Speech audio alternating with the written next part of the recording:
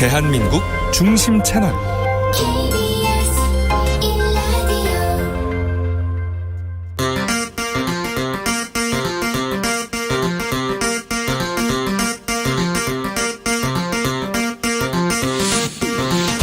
주진우 라이브.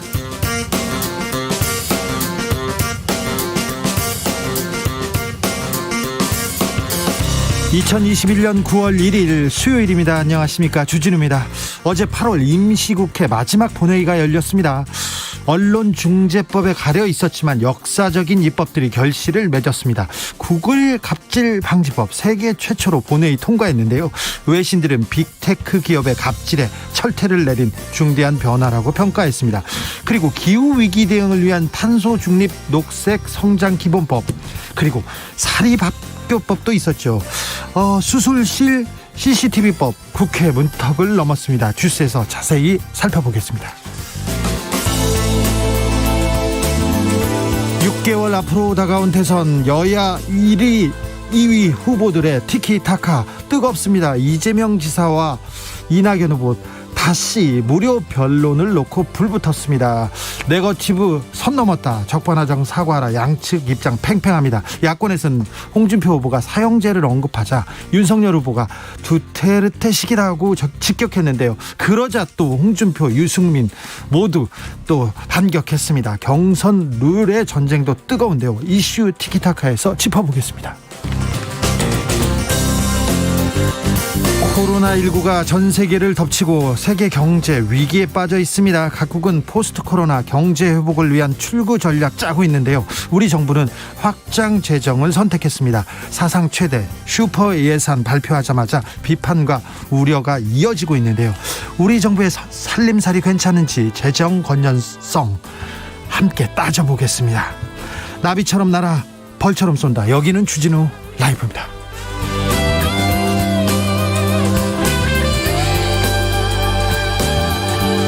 오늘도 자중자애, 겸손하고 진정성 있게 여러분과 함께 하겠습니다. 9월입니다. 새로운 한 달이 시작됐습니다. 잘 시작하고 계시죠? 가을 잘 맞고 계시죠? 밤새 비가 많이 왔는데 피해 없으신지 걱정입니다. 괜찮으신지, 잘 듣고 계신지 응답해 주십시오. 9월에는, 이 가을에는 하고 싶은 일, 뭐가 있는지도 알려주십시오. 일로 보내시면 됩니다. 샵 9730, 짧은 문자 50원, 긴 문자는 100원입니다. 콩으로 보내면 무료입니다. 7933님께서 주진우 기자님, 파주 운정에서 금천구까지 출근하는데요. 오늘 개통된 서부간선도로 퇴근했습니다. 라디오 수신이 잘 안 되네요. 길이 이렇게 새로 뚫렸는데 라디오 잘 안 들린다고 합니다. 이 점 좀 살펴주십시오. 그럼 주진우 라이브 시작하겠습니다.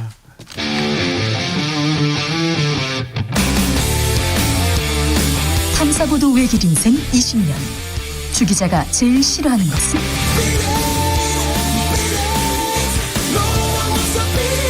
이 세상에서 비리와 부리가 사라지는 그날까지, 오늘도 흔들림 없이 주진우 라이브와 함께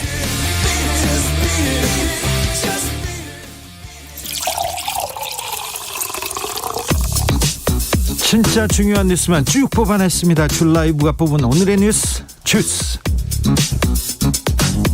정상근 기자, 어서 오세요. 안녕하십니까.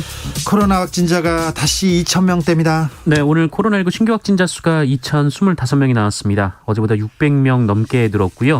일주일 만에 다시 2,000명대 확진자가 나왔습니다. 지난주 수요일과 비교하면요? 조금 줄었습니다. 120여 명 정도 적은 수이긴 합니다.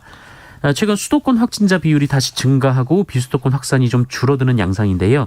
휴가철이 끝나고 휴가객들이 수도권으로 돌아왔기 때문에 발생한 현상으로 방역당국은 분석했습니다. 네. 이러다 보니 추석 방역 대책에 대한 고민이 깊은데요. 일단 방역당국은 여러 고민과 다양한 의견을 받고 있다라고 밝혔습니다. 루마니아에서 백신이 온다고요? 네, 루마니아와의 협력을 통해 반입된 백신이 내일부터 공급이 됩니다. 이 화이자 105만여 회분은 루마니아 정부로부터 우리 정부가 구매를 했고요. 이 모더나 45만 회분은 루마니아 정부가 공여를 했습니다. 네. 그런데 정작 모더나가 공급하기로 했던 백신 600만 회분이 아직 들어오지 않았다라는 소식이 전해졌습니다. 이 모더나는 7월, 8월 미공급분을 이번 주까지 공급하겠다라고 밝힌 바 있는데 정부는 아직 모더나 백신이 언제 들어온다라고 말하지 않고 있습니다. 다만 모더나 백신 공급에 차질이 있을 경우 추석 전 국민 70% 1차 접종 목표 달성이 어려울 수 있다라는 말을 했습니다. 젊은 층에서 지금 빨리 백신 접종해야 되는데요. 네, 한편 아직 예약하지 않은 18세에서 49세 백신 접종 대상자는 이달 18일 오후 6시까지 추가로 예약을 할 수가 있고요. 이 접종 일자를 추석 이전으로 옮기고 싶은 분들은 내일까지 재예약을 해야 합니다. 백신을 빨리 맞아야 될 텐데 백신이 잘 들어와야 되는데 수급에도 좀 걱정이 되기도 합니다. 그런데 백신이 만병통치약은 아닙니다. 미국에서는 코로나 감염자가 8명 중 1명이 걸렸어요. 백신을 많이 맞은 나라 이스라엘에서는 9명당 1명 코로나에 걸렸습니다. 우리나라는 백신은 조금 늦게 맞고 있지만 204명당 1명이 지금 코로나에 걸렸습니다. 아무튼 백신 빨리 맞아야 되고요. 거리두기, 손소독, 그리고 마스크 잘 써야 됩니다. 우리는 우리식대로 코로나를 이겨내야 될 것 같습니다. 자, 어제 본회의가 열렸습니다. 언론중재법에 가려져 있었지만 다른 중요한 법안들이 많이 통과됐어요. 네. 일단 찬성 여론이 높았던 수술실 내 CCTV 설치법이 어제 본회의를 통과했습니다. 반대도 컸는데 반대 목소리 지금 언론중재법에 가려져 있어서 지금 잘 들리지 않았는데 아무튼 CCTV를 수술실에 설치하는 거 통과했습니다. 네, 이 법은 전신 마취 등 환자 의식이 없는 상태에서 수술하는 병원 수술실 내부에 이 CCTV를 의무로 달아야 하며 또 환자 요청이 있으면 녹음 없이 촬영을 해야 합니다. 네. 환자와 의료인 모두 동의를 하면 녹음도 가능하고요. 예. 또 응급 고위험 수술의 경우 필요하면 이 촬영을 거부할 수도 있습니다. 의료계의 반발이 좀 컸는데 그래서 세세하게 좀 조항을 손봤습니다. 네, 수사 이제 재판 관련 공공기관 요청이나 이 환자와 의료인 쌍방의 동의가 있을 때만 열람을 할 수 있게 했고요. 그리고 2년의 유예 기간을 거쳐 2023년 시행이 되는데요. 하지만 의료계는 의사들을 잠재적 범죄자로 취급한다고 반발하고 있습니다. 그리고 의료 분쟁에 대비해 의료 행위를 소극적으로 만들어서 환자의 건강권 침해로 이어질 것이다라고 우려하고 있습니다. 우려하고 있습니다만 국민들은 대다수가 지금 찬성하고 있습니다. 잘했다고 하고 있습니다. 전 세계 언론의 주목을 받고 있습니다. 저도 외국에서 친구가 이 법에 대해서 설명해 달라고 전화가 왔더라고요. 구글 갑질 방지법 통과했습니다. 네, 정확히 전기통신사업법 일부 개정 법률안인데요. 이 법은 모바일 애플리케이션 마켓을 규제하는 법안입니다. 만약에 이 구글이나 애플 앱스토어에서 게임을 다운받고 게임용 아이템을 이 게임에서 다시 구매를 하는 경우들이 있지 않습니까? 네. 그러면 지금은 무조건 이 구글 플레이 스토어나 애플 앱스토어를 이용해서 이 아이템을 구매를 해야 됩니다. 거기에서 30%나 수수료를 떼어간다면서요. 맞습니다. 결제를 할 때 그래서 다른 결제 플랫폼도 이용할 수 있도록 해야 된다. 이런 주장이 제기가 됐고요. 이와 관련된 법이 통과가 된 겁니다. 말씀하신 대로 이 사례가 세계 최초여서 전 세계에서 이 법을 주목을 하고 있습니다. 그래서 개발자들 그리고 좀 소수 플랫폼 업자들 이런 사람들은 역사적인 날이라고 환호하고 있습니다. 특별히 개발자들한테 이익이 가야죠. 30%는 좀 과하지 않습니까? 네. 요새 그런 사업이 어디 있어요. 너무 벌어도 너무 많이 벌었는데 이 부분에 대해서 법을 만든 게 우리나라가 최초라고 합니다. 이 부분 의미가 큽니다. 사립학교법 개정안 이거 20년 전에도 들고 나왔다가 후퇴하고는 했는데 이번에 통과됐습니다. 네, 이 사립학교법 개정안은 이 사립 초, 중, 고등학교에서 교사를 채용할 때 그 1차 필기시험을 교육청에 위탁하도록 한 법입니다. 예. 이 사립학교의 경우 채용을 알아서 진행을 하다 보니 채용 비리가 늘 논란이 되어 왔는데요. 비리 많았습니다. 그래가지고 선생님들 사실은 돈 주고 선생님 된 분들도 많았고요. 그런 비리가 사립학교법에는 좀 있었어요. 사립학교에는. 네, 그래서 이 최소한 필기시험의 경우에는 무조건 교육청에서 진행하도록 강제를 한 겁니다. 최소한의 내용입니다. 그런데 사학들이 강하게 반발을 하고 있습니다. 네. 학교법인의 고유한 인사권을 침해하는 것이다 이렇게 주장을 하고 있고요. 네. 이 초법적이고 위헌적이다 이런 주장을 하고 있습니다. 반면 교원단체에서는 채용비리 척결 그리고 사립학교라고 하더라도 그 교사의 인건비가 세금으로 지급된다는 점에서 필요하다라고 반박하고 있습니다. 이것도 학생, 학부모 그리고 시민 입장에서 보면 아니 사립학교 교사 채용할 때 공정하게 해야죠. 지금까지 공정하게 못 해왔지 않습니까? 근데 반발은 큰데요. 아무튼 통과됩니다. 네. 8881님께서 그래 조국 동생이 그랬지 이렇게 얘기하는데 네 그렇기도 하고요. 그리고 다른 종교단체 종교사학에서 계속 반대했는데 종교사학에 좀 부정 비리가 많았어요. 그런 부분에서도 대해서도 조금 이번에 좀 깨끗해지는 계기가 되길 바래 봅니다.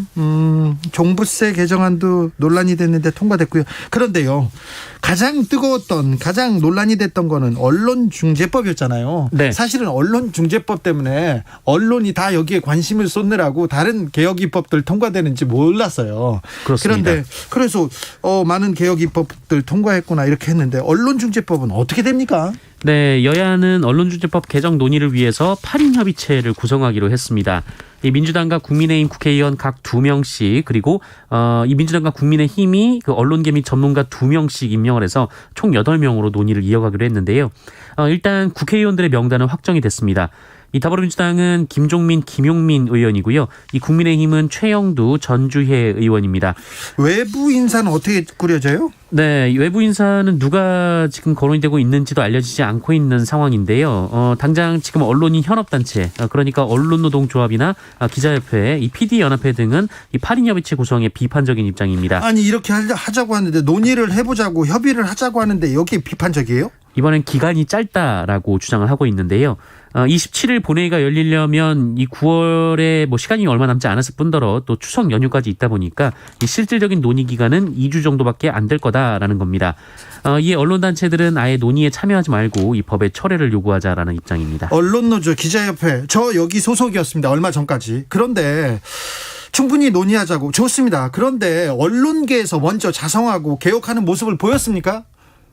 지금까지 안 보이다가 반대만 하고 비판만 하고 아니 개혁안을 직접 내셨어야죠. 지금 계속해서 언론이 비판받고 있다는 것도 아셔야 될 거 아닙니까? 국민들한테 신뢰받지 못한다는 것도 아시고 진정한 내노란불 이거 언론에서 보여주는 것 같습니다. 언론에서 합의를 하자고 하는데도 뭐 안 된다. 뭘 안 된다. 이준석 국민의힘 대표가 100분 토론 불참에 대해서 사과했어요. 최영두 의원이 같이 출연하기로 했는데 어제 저희 방송에 나와가지고는 100% 방송국에서 잘못했다 얘기했는데 사과했습니다. 네, 말씀하신 대로 이 송영길 민주당 대표와 이준석 국민의힘 대표가 지난 월요일 그 MBC 100분 토론에 참석해서 토론을 하기로 했었는데 그런데 방송 40분 전에 이준석 대표가 일방적으로 불참을 통보해 방송이 무산이 됐었습니다. 그런데 이 전국언론노조 MBC 본부에 따르면 이준석 대표가 방송 펑크를 내면서 이 방송 시간 공백이 생기는 것에 대해서 동물의 왕국이나 틀면 된다 뭐 이런 말을 했다고 합니다. 동물의 왕국이요? 네.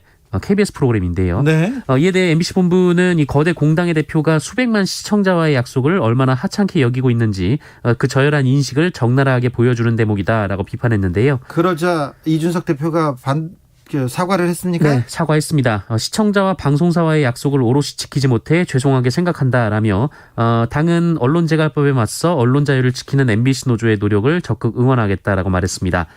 다만 자신의 행동은 헌법상 가치인 언론의 자유를 지키기 위한 선택이었다라고 해명했고요. 잠정 합의안이 도출된 것은 방송 시작 시간 이후로 당시에는 강행 처리 가능성이 높았다라고 말했습니다. 네. 022 군인께서 왜 방송에서 화를 내요? 저한테 하는 말이겠죠? 그런 모양입니다. 네. 언론에서 보이는 행태가 너무 그래서 시청자 입장으로 청취자 입장으로 한마디 했습니다. 죄송합니다. 자제하겠습니다. 민주당 김승원 의원이 SNS에 뭐라고 썼어요. 큰 논란이 되고 있습니다. 네, 지난 30일 이 본회의 개최가 불발되자 이 김승원 의원이 자신의 페이스북에 국민의 열망을 담지 못했다며 도대체 뭘 더 양보해야 가짜뉴스 피해구제법을 통과시킬 수 있는지라고 아쉬움을 표했습니다. 네. 그러면서 모든 직을 걸고 꼭 제대로 더 세게 통과시킬 것이다라고 말했는데 그런데 여기까지 뭐 그럴 수 있지 않았습니까? 맞습니다. 네, 그런데 문제는 다음 대목이었습니다. 이 박병석 정말 감사합니다. 역사에 남을 겁니다. 이 GSGG라고 쓴 건데요. GSGG가 뭡니까? 네, 이 정체불명의 단어가 지금 논란이 됐습니다. 아무래도 특정 욕설의 초성이 생각나는 상황이어서 이 글자가 이 박병석 의장을 겨냥한 욕설 아니냐 이런 지적이 나왔습니다. 사람들은 그 개로 시작되는 그 욕을 생각하는 거겠죠? 네, 이 논란이 커지자 김승원 의원은 이 GSGG 문구를 삭제한 뒤 거버너는 이 국민의 일반 의지를 충실히 봉사하는 의무가 있음을 잊어서는 안 됩니다라고 수정을 했습니다. 그리고 박병석 의장에게도 사과를 했는데요. 하지만 논란은 이어지고 있고 이번에 국회 부의장으로 선출된 정진석 의원은 국회 윤리위를 열어서 징계 절차를 밟을 것이다라고 말했습니다. 김승원 의원이 뭐 열심히 노력하는 것은 둘째치고 지금 말을 잘못 적어가지고 말을 잘못해가지고 큰 논란이 되고 있습니다. 본인도 크게 좀 깨달아야 될 것 같습니다. 뭐 정치인인데 국민을 대표하는 사람인데 좀 적절치 않은 것 같습니다. 네, 적절치 않습니다. 택배 대리점주가 극단적인 선택을 했어요. 그런데 이 안타까운 소식이 또 논란이 되고 있네요. 네, 이 경기도 김포에서 택배 대리점을 운영하던 40대 점주가 극단적 선택을 해서 병원으로 옮겨졌으나 숨졌습니다. CJ 대한통운 택배 대리점을 운영하는 점주인데요. 그런데 유서를 남겼는데 네. 이 전국 택배 노조에 가입한 대리점 구성원들을 원망하는 내용이었습니다.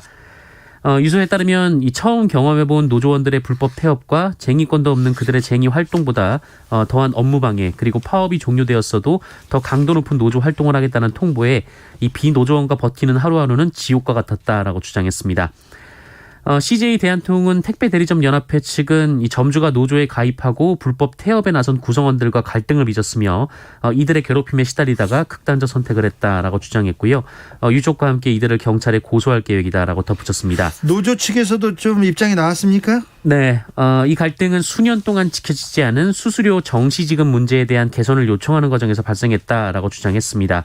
그러면서 원청, 그러니까 CJ 대한통운이 이 책임을 대리점에 전가하면서 을과 을의 싸움으로 만들어왔다 이렇게 주장을 했고요. 네. 아울러 자체 조사를 통해 책임질 일이 있다면 책임지고 또 경찰 조사에도 응하겠다라고 밝혔습니다. 네. 남양유업이 아직도 시끄럽네요. 매각이 결국 무산됐다고요? 네, 이 자사 제품이 코로나19에 좋다 이런 연구 결과를 발표해서 논란을 일으켰던 남양유업인데요. 그 이후에 이 홍원식 회장이 경영 일선에서 물러나고 이 자녀들에게 회사를 대물림하지도 않겠으며 또 회사를 매각하겠다라고 밝힌 바 있습니다. 그렇죠. 막 사과하고 눈물을 흘렸었는데요. 그런데 홍원식 회장은 물러나지 않았고요. 이 논란을 일으켰던 자녀들도 회사에 복귀했고요. 매각도 물 건너가는 분위기입니다. 그럼 안 판다는 건가요? 네, 이 사모펀드 한앤코라는 곳과 이 지분 매각을 계약을 했는데 홍원식 회장이 무효를 선언했습니다. 이 한앤코 측이 이 신뢰 훼손을 했다라는 주장이었는데요.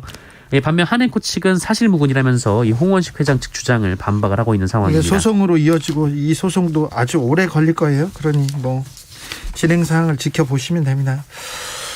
참 이 영상 정말 가슴 아프던데요. 참 10대들이 노인을 이렇게 할머니를 이렇게 좀 욕하고 그런 장면이 나오더라고요. 안타깝습니다. 네, 최근 교복을 입은 10대 학생들이 그 60대 노인에게 이 담배 심부름을 시키고 또 폭행을 하는 영상이 공개돼서 공분을 사고 있습니다. 이 학생들은 할머님이 자리를 피하는데도 따라가면서 이 할머님을 조롱하고 또 할머니 어깨에 팔을 올려놓고 욕까지 했고요. 급기야 이 길을 건너가려는 할머니가 끌고 가는 짐 수레를 발로 걷어차고 아예 넘어뜨리기까지 했습니다. 그런데 알고 보니 이 괴롭힘을 당한 것이 이 할머니가 처음이 아니다라는 주장이 또 제기되고 있습니다. 상습범이었어요. 네, 할머님들에게 이 담배를 사달라며 괴롭혔다 이런 주장들이 나오고 있는데요. 이 경찰은 남녀 학생 4명을 입건하고 수사 중에 있습니다. 네. 그리고 이 한 남학생이 평화의 소녀상 추모꽃으로 할머니의 머리를 때린 것으로 전해지고 있는데 학생이 소속된 학교에서 공식 사과를 했습니다. 학교 측은 해당 학생이 3주 전에 전학을 왔고 이 대면 수업도 한 번밖에 안 나왔다며 난감해하는 표정입니다. 아무튼 사과로 끝날 일이 아니고 엄중 처벌을 해야 되는데 10대들의 지금 범죄 어떻게 처벌을 해야 되는지 지금 논란이 되기도 합니다. 이 논란에 대해서는 잠시 후에 이슈 티키타카에서 자세히 좀 살펴보겠습니다. 등교하던 초등학생이 덤프트럭에 치여서 숨지는 사고가 발생했습니다. 네, 개학날 학교를 가려던 아이가 녹색 신호의 횡단보도를 건넜는데요. 우회전하는 덤프트럭에 치여 숨지는 사건이 발생했습니다. 지난달 30일 오전 7시 50분쯤 경주에서 벌어진 사고인데요. 트럭 운전자는 횡단보도의 녹색 신호를 무시한 채 우회전을 시도했고요. 그 아이가 사고 뒤 바닥에 쓰러졌는데 아이를 확인하지 못한 채 그대로 지나갔습니다. 경찰은 덤프트럭 운전자를 조사한 후 교통사고 처리 특례법 위반 혐의로 구속영장을 신청했습니다. 사고 소식이 알려진 뒤 사고 현장에는 시민들이 놓고 간 편지와 꽃이 남아있는 상황이라고 합니다. 네, 오우님께서 시청자 대신 더 화내주세요. 국민 대신 잘못하면 잘못한다고 가서 지적하고 감시하고 그게 언론의 역할이라고 생각하는데 언론은 자기네들이 마이크와 스피커를 들고 있다는 이유로 비판받지 않습니다. 그래서 지금 언론이 언론 개혁을 막는 행태에 대해서는 굉장히 저는 비판적으로 보고 있습니다. 그래서 더 많이 떠들고 더 많이 화내겠습니다. 대신 여기서 말고 다른 데서 크게 하겠습니다. 여기서는 품격을 지키겠습니다. 9113님께서 40% 떼가는 것도 있어요. 어디나 요구요? 어디입니까? 도대체 어디입니까? 카카오 택시, 카카오 모빌리티입니다. 이렇게 얘기하는데 40% 이건 안 됩니다. 이거는 거의 칼만 안 들었지. 이건 안 됩니다. 이런 과도한 이런 이득을 떼가고 그 기사님만 힘들고 그리고 소비자한테 피해를 전가하고 이런 부분에 대해서 법을 만들어 달라고 이제 국회에 가서 또 제가 화내겠습니다. 주스 정상근 기자 함께했습니다. 감사합니다. 고맙습니다. 7784님 목소리만 들어도 반갑습니다. 반갑습니다. 주진우님 제발 헬스장 수영장 가고 싶어요. 4차 유행이 조금 내려와야 될 텐데 백신 맞고 거리두기 하고 중요합니다. 김선호님 가을 왔으니까 걷기 운동하면서 주진우 라이브를 열심히 들어야죠. 항상 감사합니다 얘기하는데 가을에는 그렇죠. 운동도 하시고 또 하고 싶은 일도 조금 더 하시고요. 주진우 라이브도 열심히 들어주시고요. 저도 열심히 달리겠습니다. 1402님 하느님께서 힘드신가 날씨 조율을 좀 너무 못하시네요. 가을비 농가에 한숨만 안겨주는데 그만 왔으면 좋겠어요. 그러니까요. 가을에 이렇게 비가 오면요. 가을비가 오면 그 벼가 이렇게 익었다가 무거워졌는데 이 벼가 이렇게 넘어집니다. 그러면은 이 농가의 한숨 깊어지고 과일 또 비가 많이 오면 당도 떨어져서 과일 농가에 또 한숨 깊어지는데 비가 조금 그만 왔으면 좋겠습니다. 그렇죠. 바라보겠습니다. 기도해보겠습니다. 교통정보센터 다녀오겠습니다. 정현정 씨. 네, 오늘 정오 12시부터는 서부간선 지하도로와 월드컵대교가 새롭게 개통됐습니다. 특히 서부간선 지하도로는 성산대교 남단에서 서해안고속도로 진입까지 지하로 연결하는 소형 차량 전용 도로고요. 오늘부터 2주간은 무료로 운영이 될 예정이라는 점 참고해 주시면 좋겠습니다. 현재 퇴근길 정체가 시작된 곳이 있는데요. 먼저 경부고속도로입니다. 서울 방향으로 금호분기점에서와 판교에서 밀리고요. 더 가서는 양재에서 반포까지 제속도 못 내고 있습니다. 반대 부산 쪽으로는 북대구 부근 3, 4차로에서는 승용차 단독 사고가 나서 처리하고 있습니다. 부근이 혼잡하니까요. 미리 1, 2차로로 차로 변경하시는 게 좋겠고요. 영동고속도로는 인천 쪽으로 향하는 길입니다. 월곶 분기점에서 짧은 정체 있습니다. 사고 나지 않도록 앞차와의 안전거리 꼭 유지해 주시고요. 전좌석 안전띠도 꼭 매주시기 바랍니다. KBS 교통정보센터에서 정현정이었습니다. 주진우 라이브.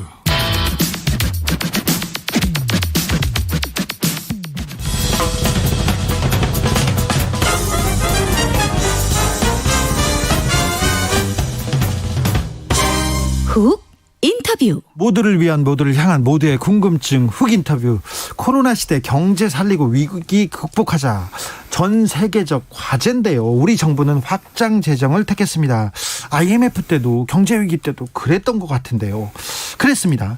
그런데 언론 걱정 한가득입니다. 나라 빚이 천조 넘어간다. 차기 정부한테 부담 커진다. 아기가 무슨 죄냐. 어른 되면 나라 빚 1억씩 짊어진다. 이렇게 걱정을 쏟아내고 있는데요. 우리 정부 나라 살림 잘하고 있는지 언론의 지적은 과연 맞는지 팩트 체크해 보겠습니다. 정창수 나라살림연구소장 안녕하세요. 안녕하세요. 네, 걱정이 큽니다. 국민들이 3590님께서 불쌍한 우리 아들 손자들 18년 후에 1인당 빚이 1억이라고 하는데 그 빚은 어찌합니까? 이렇게 언론에서 한가득 걱정하는데 걱정이 맞습니까? 우리가 네. 그 비교를 해야 되잖아요. 예. 항상 추세하고 그 또 딴 데하고 비교를 해야 되는데 추세는 상당히 늘어나는 게 맞죠. 네, 계속 늘고 있죠. 예. 근데 다른 나라랑 비교하면 매우 안 늘고 있는 게 또 현실입니다. 아, 그래요? 예. 지금 이번에 저 코로나 할 때 보셨겠지만 네. 독일 같은 나라는 헌법을 고쳐서 네. 국채 비율 60% 넘으면 안 된다고 했던 헌법을 고쳐가지고 지금 뭐 100% 넘어가고 있죠. 미국 같은 데도 막 그 국민들한테 퍼주게 하고 있고요. 그렇죠. 네. 자, 내년도 예산안이 604조 원입니다. 604조 원. 오, 어마어마한데요. 2030 표심을 잡으려고 일자리 예산, 청년 예산 마구 썼다 이렇게 얘기하는데 언론에서는 그렇게 얘기하는데 일단 내년 예산안 살림살이 좀 특징을 좀 짚어주십시오. 그러니까 확장 재정이라고 하는 말에 우리가 한 가지 꼭 전제해야 될 게 뭐가 있냐면 맨날 초슈퍼 예산 이런 얘기 하잖아요. 네. 그러면 지금까지 우리 건국 이후에 슈퍼 예산 아닐 때가 없었죠. 없었죠. 네. 이맘때만 되면 다 슈퍼 예산. 딱 한 번 있었어요. 있었습니까? 97년 IMF 때. 네. 그런데 그런 거를 일단 놓고 우리가 뭐 선과 악을 보듯이 보지 말고 예. 좀 쿨하게 좀 볼 필요가 있습니다. 네. 그런데 좀 여하튼 냉정하게 보자고요. 8.3% 내년에 이제 증가를 합니다. 예산이. 네. 그러면 이 8.3이 이 분야별로 어떤 분야가 더 그 평균보다 많이 늘고 어떤 분야가 평균보다 적게 들었을까? 네. 이걸 보면 뭘 중요하게 여긴지 알겠죠? 그렇죠. 우리가 보통 복지가 제일 많을 거라고 생각하잖아요. 네. 복지는 8.3 평균보다 좀 높은 8.5입니다. 네. 그럼 1등일까? 아닙니다. 1등은 놀랍게도 교육이에요. 교육이요. 16.8%. 많이 늘었네요. 예.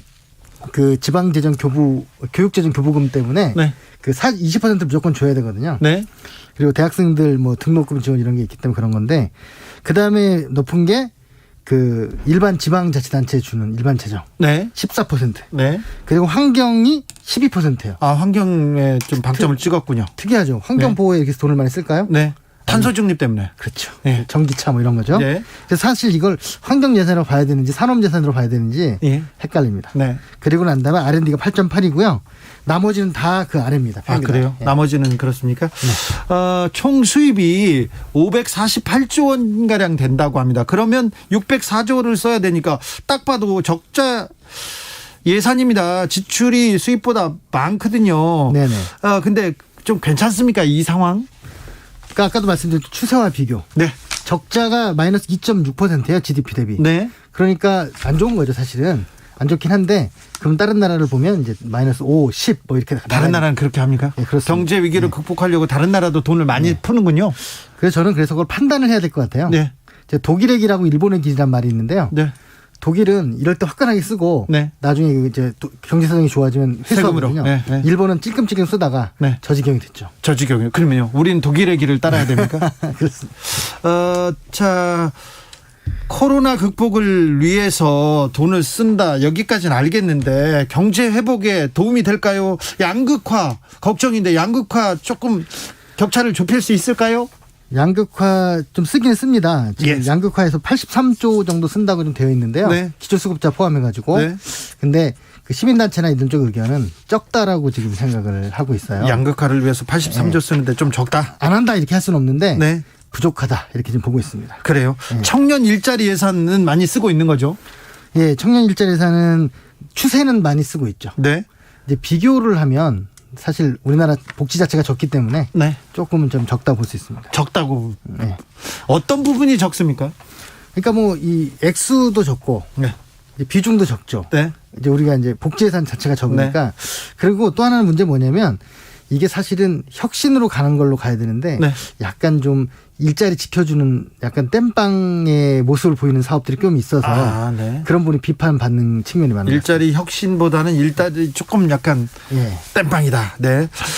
확장 재정 좋아요. 다 좋은데 예산이 적재적소에 좀 쓰이는 게 중요합니다. 근데 네. 잘 쓰이고 있는지 나라살림연구소에서 계속해서 정부의 쓰임새 살펴보고 계시죠? 네, 저희가 매주 보고서를 몇 개씩 내고 있는데요. 네. 그 문제는 뭐냐면 우리 공무원 비판할 때 무슨 말 합니까? 되는 것도 없고 안 되는 것도 없다 네. 그러잖아요. 예산이 변화되는 것도 없고 변화되지 않는 것도 없다는 거. 그래요? 돈은 이렇게 많은데? 그러니까 점증주의라고 그걸 표현을 저희 학문적으로 하는데 네. 조금씩 변화하는 거예요. 조금씩. 그러니까 안정감은 있을지 몰라도 네. 혁신은 없는 문제 있는 사업도 계속 되는 이런 문제가 있습니다. 자, 문재인 정부 들어서 나라 살림 쓰는 게 살림 예산 짜고 살림살이 하는 게 박근혜 정부하고 어떤 점이 다르고 어떤 점이 나아지고 어떤 점은 모자랍니까? 제가 최근에 놀라운 점을 하나 발견했는데 네.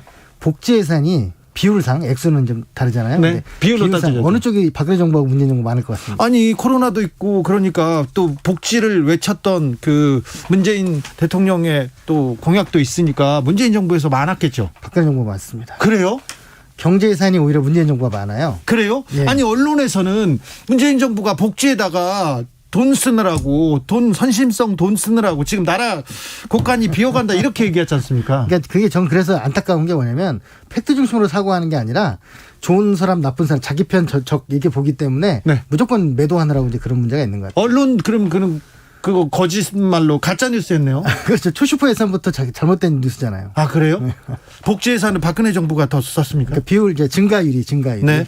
언론에서 보도되는 국가비 1,000조 그리고 막 자식들 빚더미 않는다 이런 얘기 계속 보도되고 있는데 이 기사에 대해서는 어떻게 생각하십니까? 이것도 마찬가지입니다. 분명히 과거보다 크게 증가한 건 사실입니다. 네. 그런데 이제 다른 나라보다 많이 증가했느냐고 하면 그거는 뭐 물음표가 아니라 아니라고 할 수가 있고요. 네. 그랬을 때 그 진 빚으로 적게 빚을 졌지만 무엇을 했는가가 중요한 거죠. 네. 아까 말씀드린 독일처럼 독일 통일할 때 세금 더 안 걷었거든요. 네. 다 국채 발행했습니다. 예. 그거 통일되고 20년 만에 다 갚았거든요. 예. 그런 식으로 꼭 필요한 것을 썼느냐가 판단의 기준이 되어야 한다고 생각합니다. 지금은 돈을 그 적재적소에 잘 쓸 때니까 많이 쓸 때죠. 예, 그렇죠. 지금 돈을 많이 쓸 때. 네. 7617님께서 돈 아깝다고 병원 안 가면 나중에 큰 병 됩니다. 지금 적재적소에 쓸 돈 안 쓰면 나중에 더 많이 들겠죠? 이 얘기하는데 이 지적이 예, 그러니까 제가 그런 말을 하는데 왜 덮어놓고 놨다 보면 거짓골을 못 면한다 이런 말 있잖아요. 네. 똑같이 덮어놓고 아끼다간 거짓골을 못 면할 수 있죠. 아끼는 게 예, 뭐 아끼는 게 지금 능사는 아닙니까? 뭐 집안의 가장이 나중에 걱정해가지고 네. 애들 교육도 안 시키고 병원도 안 가고 그러면 네. 집안이 망하겠죠.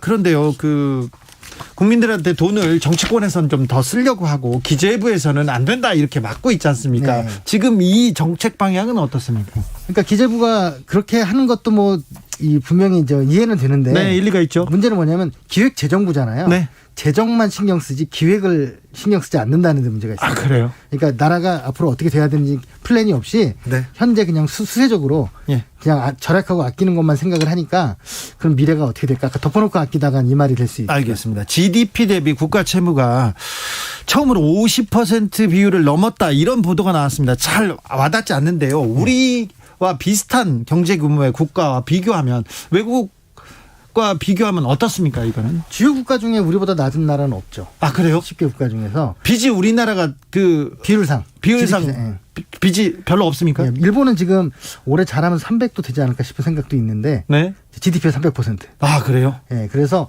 이제 미국이나 이제 독일이 100% 넘어가고요. 네. 이제 그래서 그 문제는 아닌데 예. 이제 문제는 뭐냐면 우리가 빚이 문제가 무서운 게 뭐예요? 빚은 이자가 이자요. 이자 갚아야 이자가 되잖아요. 줄었어요. 예. 저금리 때문에. 예, 지금요. 작년에 우리나라가 처음으로 예. 마이너스 국채도 발행했습니다. 아, 그렇죠. 예, 그러다 보니까 이걸 좀 다르게 볼 필요도 있다라는 주장이 이제 많습니다. 그래요. 지금은 아무튼 빚을 지든 좀 돈을 잘 써야 될 때군요. 자, 0529님 지적인데요. 자영업자 카페에서는 정부에 자영업자 말려주기로 한다고 합니다. 예산은 타이밍입니다. 이 얘기 지금 잘 쓰자는 얘기가 네. 있는 것 같아요.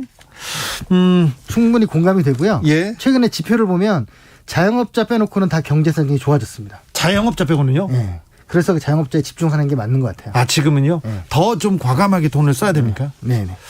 아, 국가 부채 문제인데 가계 부채가 더 걱정이라면서요? 네, 그렇습니다. 보통 이렇게 계산을 해보면 국가부채와 가계부채를 합치면 비슷해요, 다. 아, 네. 대부분의 나라가 국가부채가 많고 가계부채가 적죠. 예. 우리는 국가부채가 작고 가계부채가 많은 거예요. 네. 다만 함정은 대부분 부동산 대출이 많다는 게 좀 함정이긴 한데 네. 여하튼 가계 대출 부채를 줄이는 노력이 좀 필요할 것 같습니다. 그렇습니까? 가계 부채 좀 줄여야 됩니까? 네. 그렇습니다. 다른 나라보다 훨씬 높습니다. 아, 그렇습니까? 내년 예산 걱정하시는 분들 많습니다. 예산안 편성되자마자 지금 언론에서도 큰 걱정을 하고 있어서 그런데요. 자, 그런 국민들한테 하고 싶은 말씀 있습니까? 그리고 정책 당국자들한테 하고 싶은 말씀 있습니까? 우리나라 GDP가요. 네. 아프리카 대륙보다 커요. 아프리카 대륙을 탑해서 예, 하고 그러니까 그래요? 우리나라 이제 작은 나라가 아니고요. 굉장히 큰 나라인데 그렇기 때문에 우리가 이제 이 재정을 운영하려고 할 때도 이제 길게 보고 네. 그 작은 거 신경 쓰다가 왜 큰 걸 못 볼 우려가 있기 때문에 네. 길게 어떻게 하는 게 올바른 건지에 대한 국민적인 토론을 좀 객관적으로 할 필요가 있을 것 같습니다. 네. 당국자들한테는요? 그 당국자들도 이 너무 이제 특히 기재부 같은 경우는 평균 1년이 안 된대요. 한 자리에서. 예. 너무 이제 현재 일 자기 일만 생각하지 말고 국가 플랜을 기획하는 네. 진정으로 조금 그 국가 미래를 생각하는 그런 기획 재정부가 됐으면 좋겠습니다. 3116님께서 허경영 씨 말이 맞아요. 나라에 돈이 없는 게 아니고 세금 도둑들이 많습니다. 얘기합니다. 허경영 씨가 한 말은 아니고 허경영 씨도 한 말인데 이 말이 또 맞기도 해요. 그죠? 이 세금만 좀 잘 써도 될 텐데. 예. 그렇죠. 저는 그 핵심이 뭐냐면 누가 횡령하고 이런 문제가 아니고 네. 방향이 잘못된 예산들이 주로 낭비가 되는 거예요. 지방에서는요, 저희 방송에서도 몇 번 이렇게 전해드렸는데 사람들이 가지 않는 길을 막 계속 내요. 거기에 돈을 수백억씩 쓰고. 1인당 예산이 3천만 원이 넘는 지자체도 많습니다. 1인당 예산요? 예.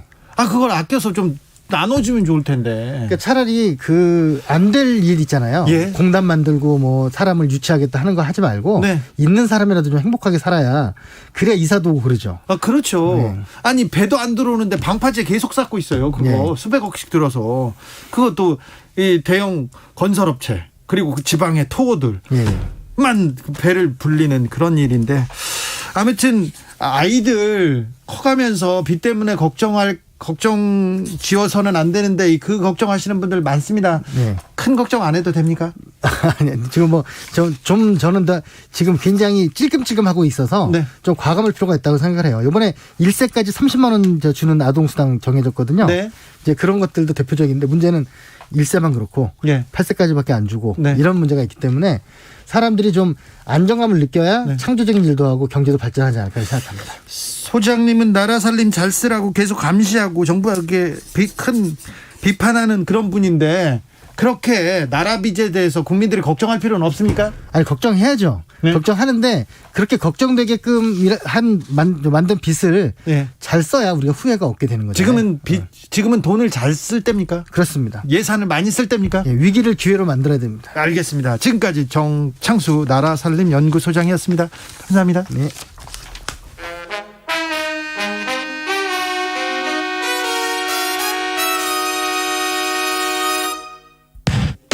주진우 라이브 돌발 퀴즈. 오늘의 돌발 퀴즈는 객관식입니다. 문제를 잘 듣고 보기와 정답을 정확히 적어 보내주세요. 오늘의 문제. 국민의힘 이준석 대표가 MBC 100분 토론 방송 불참에 대해 사과했습니다. 지난달 30일 언론중재법을 주제로 민주당 송영길 대표와의 TV 토론이 잡혀 있었는데요. MBC 노조는 성명을 통해 이 대표는 생방송을 40여 분 앞두고 불참을 통보했다. 대신 이것이나 틀면 된다고 답했다며 비판했습니다. 강병원 민주당 최고위원은 이것은 토론 방송이 예정됐던 MBC가 아닌 KBS 프로그램이라고 꼬집기도 했는데요. KBS 1TV에서 방영하는 동물 다큐멘터리 프로그램인 이것의 제목은 무엇일까요? 보기 드릴게요. 보기 1번 용의 눈물, 2번 동물의 왕국. 다시 한번 들려드릴게요. 1번 용의 눈물, 2번 동물의 왕국. 샵 9730 짧은 문자 50원 긴 문자는 100원입니다.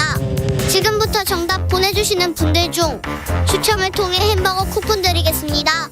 주진우 라이브 돌발 퀴즈 내일 또 만나요.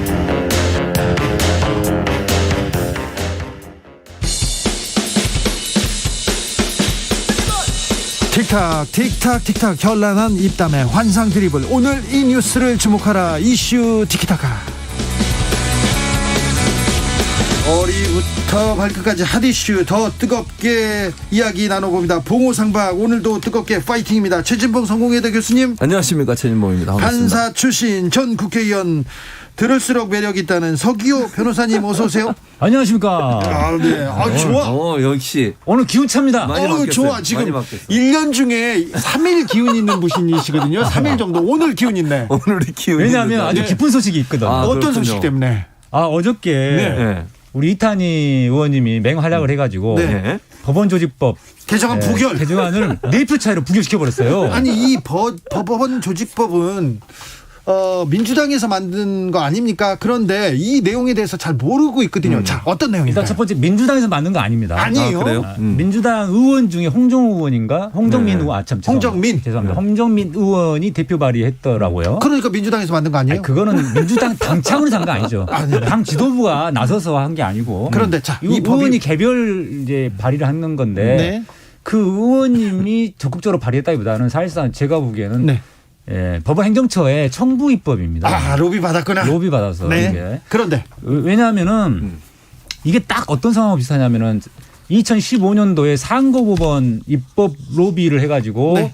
그 새누리당의 그 홍일표 의원을 통해서 간접적으로 발의하게 만들었던 그 그렇죠. 사건하고 똑같아요. 구조가. 네. 뭐냐면 법원 내부의 민원인 거예요. 자, 그랬는데 내용이 뭐예요? 판사를 일단 임용하는 결과부터. 법이죠. 네? 예. 아까 이게 먼저 이 법안의 내용이 먼저부터 기분 좋은 거 알겠어. 오늘 하이텐션 다 좋아. 그런데 법안이 뭔지는 알아야 되죠. 그렇죠. 좀 침착하게. 네, 제가 좀 들떴었는데요. 좋아요. 너무 그냥 1년에 한두 번 정도 청취자 있을까 여러분의 양해 말씀 부탁드리겠습니다. 서기호 변호사님이 들떠 있습니다, 지금. 3일. 그러니까 1년에 3일 이러시는 분인데 그 중에 오늘 오늘이 그날입니다. 그렇죠.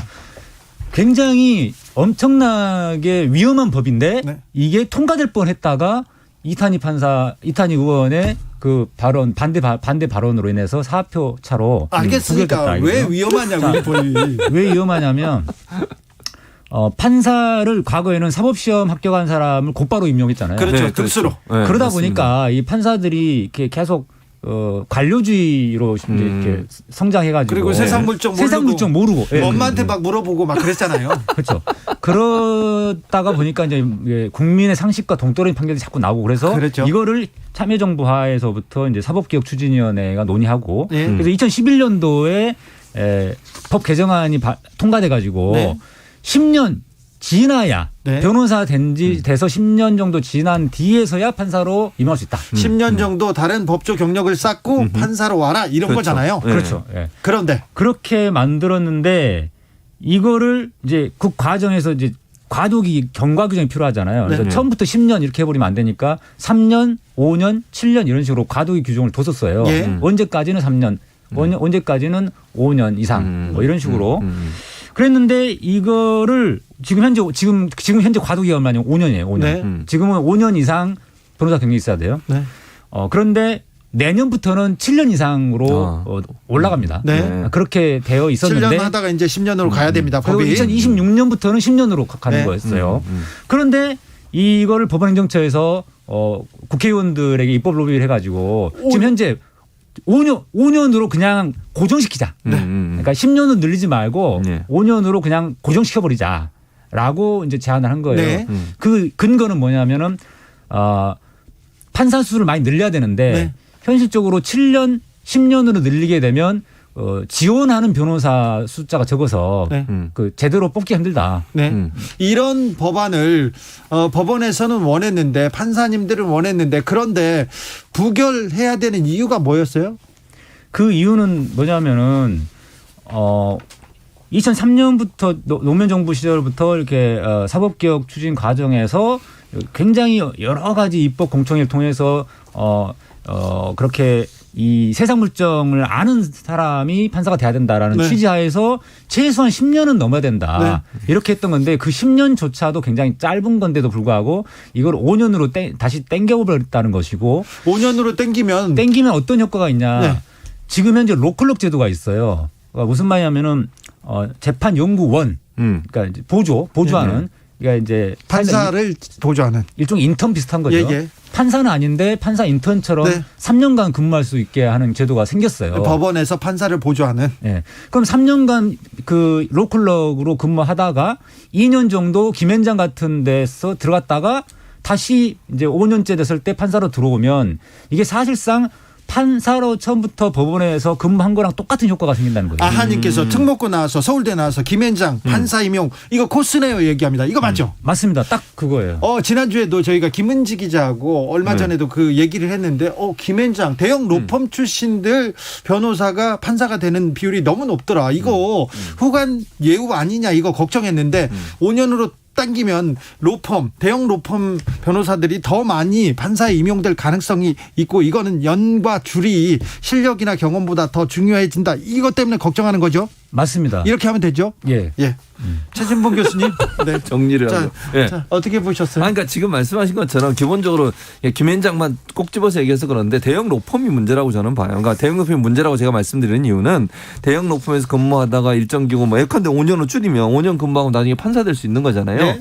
물론 그런 분이 모두 다 뭐 재판을 사적으로 한다 저는 그렇게 보지는 않습니다. 그러나 그렇죠. 그런 위험성에 대해서 국민들이 우려를 하는 거잖아요. 네. 대형 로펌에 있을 때 주로 변호를 맡는 데가 어디입니까? 대기업들입니다. 네. 정치인들입니다. 권력 있는 사람들 대부분 다 변호를 하는 경우가 많잖아요. 네. 그런 경우를 했던 사람들이 판사가 된다? 그럼 과연 나중에 판사를 할 때 공정하게 재판할 수 있을까 하는 것이 국민들의 어떤 관점이에요. 그런 점에서 온다고 하면 이 제도를 바꿔서 5년 있다가 하는 사람이 판사로 임명되는 것 자체가 좀 문제가 될 수 있다고 볼 수 있는 거죠. 서교 변호사님, 저 질문이 있는데요. 네. 저기 변호사 출신 중에 검사가 되거나 판사가 되는 경우 많은데 이게 공정하게 뽑히는지 잘 모르겠어요. 대형 로펌에서 많이 판검사가 되고요. 그리고 좀 제가 보기에는 제가 알던 별로 좋지 않던 변호사들이 검사로 많이 가더라고요. 판사로도 가고.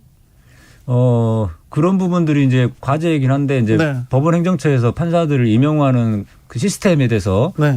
공개적이고 투명하게 투명해야 운영을 되는데. 해야 되고요. 그다음에 이게 그렇기 때문에 10년으로 늘려야 된다는 겁니다. 이게 5년 이하로 낮을 경우는 어떤 현상이 벌어지냐면 로컬로 3년 하다가 딴 데 잠깐 갔다 오는 사람들을 주로 많이 뽑게 되고요. 네. 그다음에 김현장 같은 그런 대형 로펌 출신들을 많이 뽑게 됩니다. 그래서 내년도 신규 임용 판사 157명 중에 7대 로펌 출신이 50명, 법원 로컬로 출신이 67명. 그러니까 거의 대부분. 3분의 2 네. 이상이에요.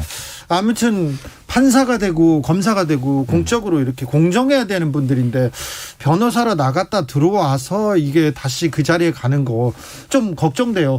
윤석열 후보 같은 경우도 법무법인 태평양에 가서 대기업 그리고 조선일보 같은 큰 언론사를 변호다 다시 검찰로 갔지 않습니까?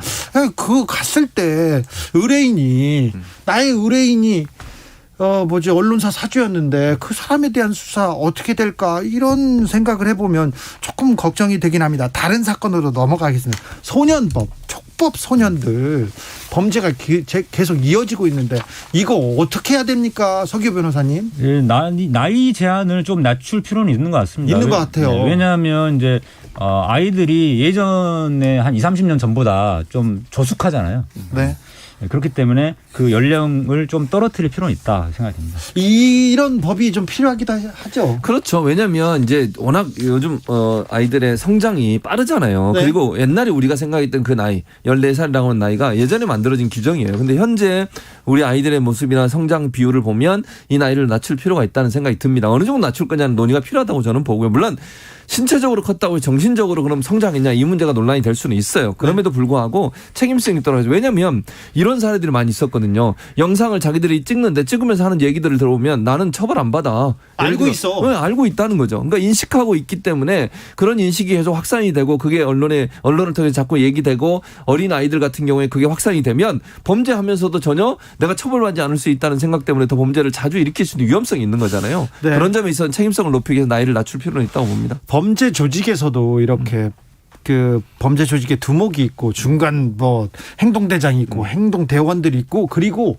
아주 어린 친구들도 그 조직원으로 이렇게 포함시켜요. 그리고는 무슨 일을 저질러 놓고 촉법소년 가장 형량이 낮은 사람을 이렇게 자수시키는 경우도 많았거든요.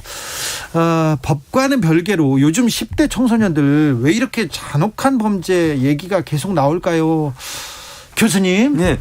제가 볼 때는 이제 10대 청소년들의 범죄 행위가 이렇게 커진 것은 아까도 말씀드렸지만 일정 신체적인 부분들 일정 부분 작용한다고 보여지고요. 네. 그리고 이제 아까 이 촉법 소년이라는 이 법에 일정 부분 영향을 받는다고 저는 봐요. 그러니까 본인이 만약에 이런 범죄를 저질러서 엄청난 처벌을 받게 되고 본인한테 불이익이 온다는 게 생각이 되면 네. 아무래도 조심하게 되지 않겠어요? 조심해야죠. 그런데 그런 부분들이 부족하다고 하는 것은 결국 이런 촉법 소년에 대한 기준 자체가 너무 높아서 참 다시 말씀드릴게요. 14살이 되다 보니까 그 이하에 있는 아이들도 이런 범죄가 계속 모범 문제로 일어나는 경우들이 많이 있다고 보여집니다. 서기호 변호사님. 네네. 같은 의견입니다. 같은 의견이에요? 갑자기 아까는 텐션이 아까 에너지 좋다가 그렇지. 이 법원 조직법 할 때는 괜찮았는데 법원 조직법 끝나니까 바로 그냥 정신이 떨어지시는데. 이 문제는 이제 한양시켜야 되고 좀 깝깝한 문제인데요. 아까 법원 조직법 부결 문제는 아주 통쾌한 뉴스였어요. 알았다고. 네.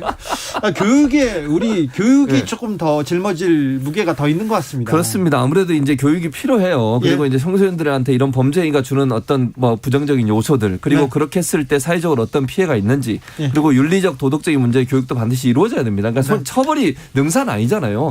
교화해서 우리 사회 일원으로 잘 성장하도록 만드는 게 필요하기 때문에 두 가지가 함께 가야 되는 거예요. 사실은 양쪽의 바퀴처럼 잘 굴러가야 되는데 아이들이 이제 그런 부분들이 제대로 교육이 안 되다 보니까 결국 왜냐하면 입시, 지옥, 공부하는 것만 하지 윤리적인 문제, 도덕적인 문제는 많이 가르치지 않잖아. 이런 부분들 좀 바꿔야 된다고 봅니다. 3282님께서 교육이 문제입니다. 인성교육이 제대로 되지 않은 게 원인입니다. 그렇죠. 사람이 먼저 돼야죠. 그래야 사람 됨됨이 철학이 더 중요하죠. 그런데 홍준표 후보의 범죄행위 사형제도 사시부활이 답입니다. 이렇게 얘기하는데 사형제도 부활이 답이라는데요. 변호사님. 그거는 아닙니다. 반대로 가고 있는 거죠. 지금 시대를 역행하고 있는 거죠. 그거는. 그렇습니까? 네. 사법시험 폐지를 통해서 이제 로스쿨이 도입되면서 지금 법조계가 많이 좀 바뀌고 있는 분위기인데 오히려 그 옛날로 돌아가자는. 알겠습니다. 5405님 청소년의 일탈 이거 범죄로 이어집니다. 이거는 교육과 언론 현장의 책임입니다. 즉 어른들의 몫입니다. 그러면 아이들의 잘못은 모든 게 다 어른의 잘못이죠. 1022님께서 국선 변호사 무료 변호 필수 자격으로 넣으면 국선 퀄리티도 올리고 좋지 않을까요? 이거 좋은 아이디어 아닙니까? 무슨 말인지 국선 변호 이게 에너지 너무 떨어지셨어요. 좀 쉬었다 와야 되겠습니다. 저희 서기호 변호사님 에너지 좀 충전해가지고 2부에서 저희는 이슈 티키타카 이어가겠습니다. 6시에 뵙겠습니다. 괜찮으세요? 질문이 이해가 안 돼요. 당 떨어졌어. 질문 내용이 당이 필요해요. 질문 내용이 이해가 안 된다. 6시에 다시 오겠습니다.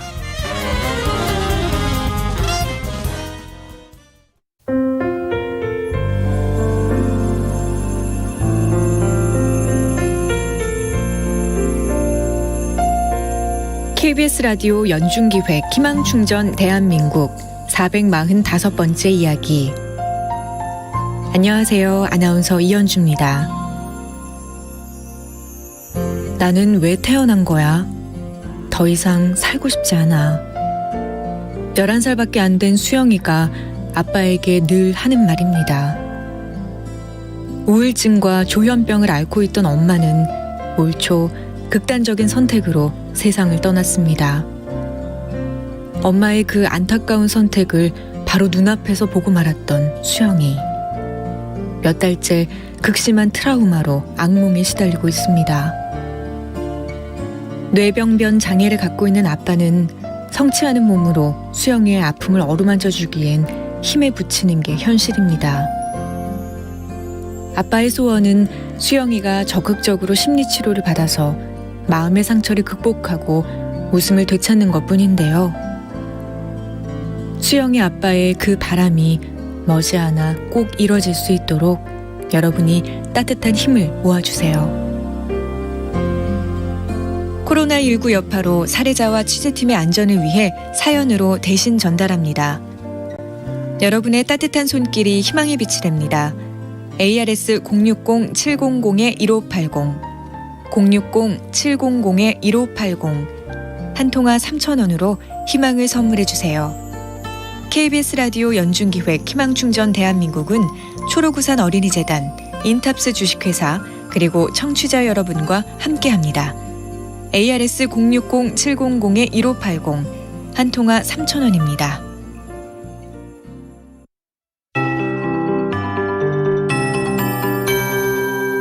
KBS 58분 날씨. 오늘은 종일 하늘이 흐렸습니다. 곳곳에 비도 아직까지 지나고 있는데 주로 내륙과 동쪽, 일부 남해안 쪽으로 비가 내리면서 현재 경북 경산시와 경주시에는 호우주의보도 내려져 있습니다. 오늘 저녁부터 밤 사이에 특히 경남권 동부로는 이렇게 강한 비가 지나면서 전남 남해안과 경남권 일부, 제주도, 경북 남동부는 10에서 최고 80mm 이상의 비가 지날 수 있겠습니다. 오늘 곳곳에 또 비도 지나겠고요. 경남권뿐만 아니라 강원 영동과 전남, 경상권, 제주 쪽으로 비 예보가 들어있고 그 밖에 내륙은 빗방울이 좀 떨어지겠습니다. 내일도 흐리겠고요. 충남과 전라권, 경남, 제주에 가끔 비 예보가 들어있습니다. 이렇게 모레까지는 일부 충청과 남부지방, 제주 쪽으로 비가 가끔 내릴 것으로 예상됩니다. 기온이 많이 떨어져 있는 9월의 첫날입니다. 제주 쪽은 그래도 폭염특보가 두어 시간 전에 해제가 됐지만 오늘 33.3도까지 올라 폭염특보가 내려져 있던 그 기세를 계속 가늠케 했고요. 다른 지역은 그래도 흐린 하늘 속에 비도 내려 기온이 좀 낮아졌습니다. 오늘 서울은 아침 기온이 3개월 만에 가장 낮은 18.5도까지 떨어졌고요. 낮 기온도 23.9도에 그쳤습니다. 내일 아침 서울 20도, 낮 기온 서울 26도로 예상됩니다. 지금 서울 기온 23도입니다. 최영우였습니다.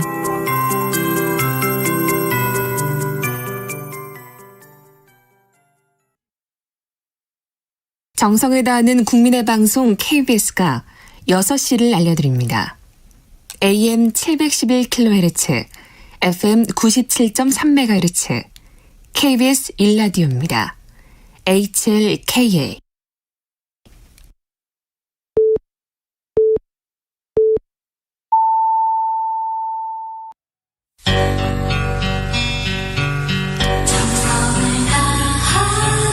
정성을 다하는 국민의 방송 KBS 주진우 라이브. 그냥 그렇다고요. 주진우 라이브 함께하고 계십니다. 나랑 비슷해요. 저질 체력이에요. 서기호 변호사님 초콜릿 드세요. 응원 답지하고 있습니다. 라디오 정보센터 다녀오겠습니다. 정한나 씨. 청와대가 최근 자영업자 단체들을 만나 고강도 방역 조치에 따른 애로사항과 이른바 위드 코로나 전환 요구를 청취한 것으로 전해졌습니다. 노형우 국토교통부 장관이 직방위의 부동산 중개 서비스 추진과 관련해 소비자 입장에서 보면 가격 인하나 서비스 다양화 등 장점이 있어 그 자체를 막는 건 문제가 있다고 밝혔습니다.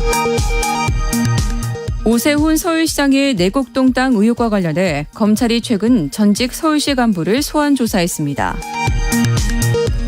전남 장흥에서 전자발찌를 훼손하고 도주한 성범죄 전과자를 추적 중인 경찰과 교정당국이 공개 수사에 나섰습니다. 수천 명대를 맴돌던 인천국제공항의 월별 하루 평균 여객수가 지난달 17개월 만에 다시 10,000명대로 올라섰습니다. 서울 아파트 거래가 부진하지만 내 집 마련을 위한 30대 이하 젊은 층의 매수 비중은 꾸준히 상승하고 있습니다. 지금까지 정보센터 뉴스였습니다. 이슈 티키타카 이어가겠습니다. 1022님 질문입니다. 국선 변호사 무료 변호를 필수 자격으로 넣으면 국선 변호사의 퀄리티도 올리고 좋지 않을까요? 이렇게 물어봅니다.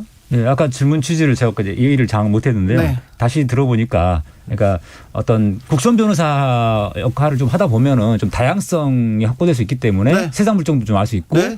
그러니까 그런 측면에서는 좀 뭐 괜찮은 의견 같은데요. 네. 현재 법원이 독자적으로 운영하고 있는 국선 전담 변호사 제도라는 게 있어요. 예. 일반적인 국선 변호사 말고 예. 이거는 좀 심각한 문제입니다. 아, 그렇습니까? 법원이 관리하고 있는 거라서. 6055님께서 홍준표 후보를 좋아하지 않지만 사형제도 부활은 지지합니다. 전자발찌 같은 건 대안이 될 수 있겠습니까? 흉악범은 사회와 격리시켜야 합니다. 영원히 얘기하는데 강력범죄가 많아질수록 사형제에 대한 찬반 뜨거워집니다. 그리고 전자발찌 왜 잘 관리가 안 되는지도 말씀 부탁드리겠습니다.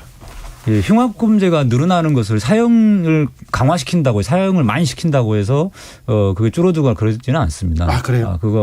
그다음에 또 한 가지는 그 정도고요. 그다음에 전자발찌 이야기는 사실 전자발찌 자체가 잘못된 게 아니고 네.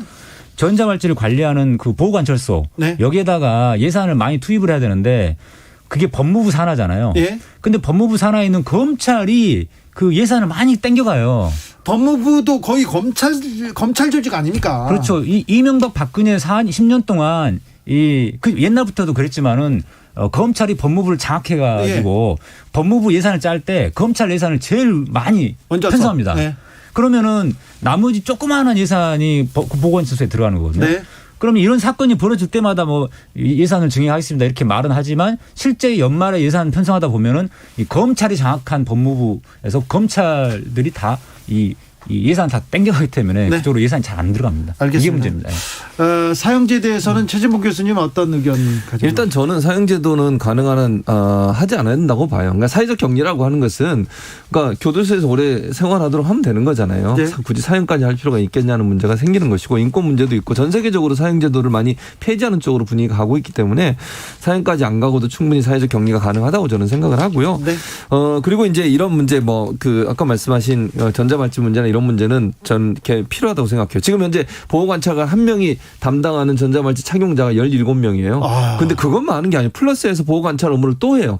그러니까 제대로 관리가 안 되는 거예요. 24시간 계속 관리를 해야 되는데 그런 부분에 대한 보완도 반드시 필요하다고 봅니다. 네, 법무부에서 관리가 안 되는 것도 있지만 또 검찰 그러니까 법무부에서 또 예산을 안 주는 것도 또 있네요. 9909님께서 학교 징계에 대한 이수가 강제성이 매우 약해요. 학폭 징계는 과태료 300만 원 내고 버티는 사람 많습니다. 생활지도 사안들도 회피하기도 일수고요 얘기하는데 학교에서 교육에서 어떻게 좀 대안을 내야 될 것 같습니다. 여은영님께서는 체육시간, 미술시간, 음악시간 늘려야 돼요. 국영수만 하다 보니까 더 심해진 듯합니다. 이렇게 얘기합니다. 이거는 제가 전적으로 동의합니다. 이 학생들이 인문학적 소양을 많이 갖출 수 있고 특히나 체육 밖에서 뛰어놀게 해줘야 돼요. 체육 시간에 공부하셨죠 방에서 학교에서? 아니요 저희 초등학교 때는 열심히 뛰어놀았어요. 저는. 중고등학교 때는요? 그때는 공부했죠.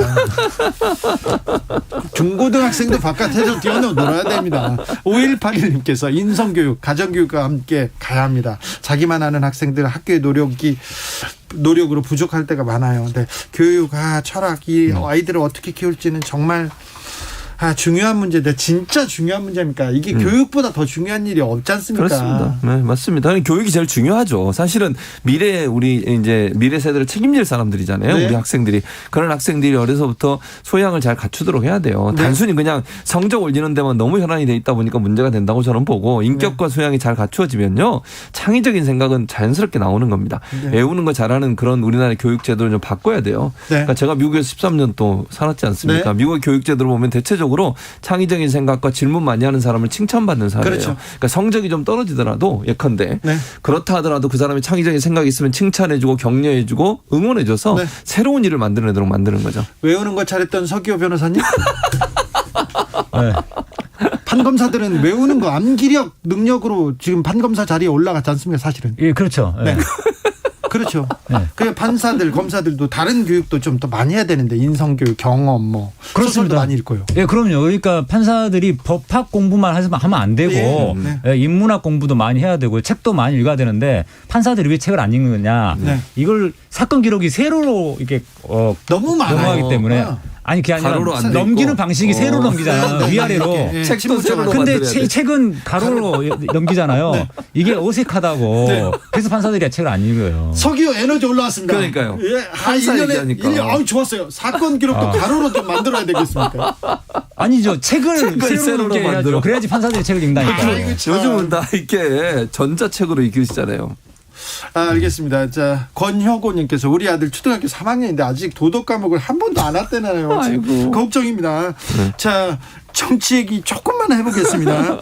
윤석열 후보가 유경수 여사의 생가를 찾았습니다. 그래서 우익 인사들이 굉장히 좀 비판하고 있는데요. 요거 어떻게 보셨어요? 그러니까 이제 윤석열 후보 입장은 정치적인 행보죠. 사실은 이제 박근혜 전 대통령을 어쨌든 수사했고 그리고 국정농단 수사를 통해서 박근혜 전 대통령이 지금 감옥에 가 있지 않습니까? 그런 부분에서 불평과 불만이 많아요.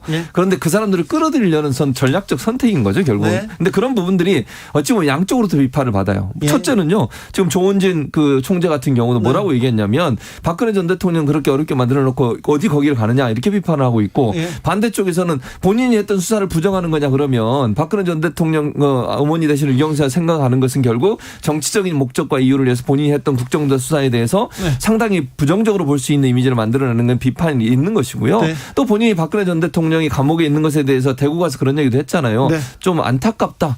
이 말을 했거든요. 네. 그럼 본인은 수사하고 그건 어떻게 얘기를 할 거예요. 충돌되는 문제잖아요. 네. 명확한 입장을 밝힐 필요가 있다는 생각이 듭니다. 뭐 홍길동 작전도 아니고 왜 말을 못하는지 모르겠어요. 서기호 변호사님. 예. 뭐 이게 정치가 이제 대선에서 표를 얻으려고 네. 막 여기저기 다니는 셈인데요. 예, 이 사람이 만약에 죄송합니다. 이분이 네. 이 예비 후보가 그냥 다른 분야라면은 검찰총장이 아니고 다른 분야였다면 뭐 문제가 안 될 수 있죠. 그렇죠. 하지만은 검찰총장으로서 또 중앙지검장 시절에 네. 그런 수사를 했던 사람이 이런 행보를 하는 게 굉장히 안 맞다라는 거죠. 예. 굉장히 안 맞습니까? 아니 본인이 정의와 공정을 외치는 사람이잖아요. 네. 늘 그렇게 얘기하고 지금도 본인의 트레이드 마크를 정의와 공정으로 세우고 있는 분이에요. 네. 그러면 본인이 했던 수사에 대해서는 공정과 정의를 가지고 한 거라고 본인 주장하시잖아요. 네. 그럼 그건 인정해야죠. 박근혜 전 대통령이 문제가 있다 얘기해야 되는 거 아닙니까? 그렇게 국정농단한 사람은 문제가 있다라고 얘기하는 게 맞다고 문제가 저는 있죠. 생각해요. 문제가 있죠. 근데 그 얘기를 안 하니까 문제라고 봐요. 예를 들면 찾아가서라도 뭐 찾아갈 수 있습니다. 물경수 여사 거기에 생가에 대신 그 질문이 들어오면 박근혜 전 대통령 문제가 있다, 국정농단했다라고 얘기하고 비판적 입장을 표하는 것이 본인의 정체성을 유지하는 방법이라는 거죠. 홍길동 작전. 정치인들은 또 그렇게 얘기하지 않잖아요. 예, 그렇죠? 네, 제대로 하려면 생가 방문하셔서 어쩌다가 그런 따님을 낳으셨습니까? 아이고. 이런 태도를 보여야 되는 거 아니에요? 아이고. 서기호 변호사님. 이게 좀 너무 나갔나요? 네, 서원주님께서 가로세로 웃겼습니다. 서기호 변호사님 얘기는 1년에 4년. 윤석열 후보님 농담이었습니다. 네. 4245님께서 서기호 엄청 재밌다 얘기하는데 1년에 4일 정도 이렇게 좀 힘이 있고요. 오늘이 그날입니다. 그러니까요. 다음 주에는 중간중간 당 보충하게 제가 좀 준비를 할게요. 에너지가 좋으니까. 그리고 저의 에너지를 높여주시려면 네. 유튜브 서기호 TV를 많이 구독해 주시면 됩니다. 아니, 여기서는 그 얘기는 홍보하면 안 돼요. 안 그러면 제가 이게 에너지가 안 올라가요. 안 돼. 예, 자, 에너지 낮추겠습니다. 자, 서기호 변호사 옐로카드 하나 받으면서 이슈 티키타카 여기서 마무리하겠습니다. 최진봉 교수님, 서기호 변호사님 함께했습니다. 감사합니다. 감사합니다. 정치 피로, 사건 사고로 인한 피로, 고달픈 일상에서 오는 피로. 오늘 시사하셨습니까? 경험해보세요. 들은 날과 안 들은 날의 차이. 여러분의 피로를 날려줄 저녁 한 끼 시사 추진우 라이브.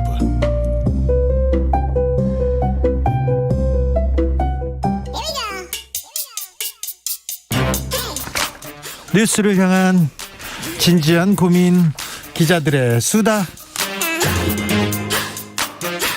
라이브 기자실을 찾은 오늘의 기자는 발로 뛰는 기자입니다. 한결의 김민아 기자, 어서 오세요. 네, 안녕하세요. 네. 요즘 뭐 때문에 바빠요? 이제 경선 버스가 출발을 해서요. 네. 오늘부터 저희 국민의힘에서는 선관위 회의도 열고 네. 티격태격 싸우기도 하고 네.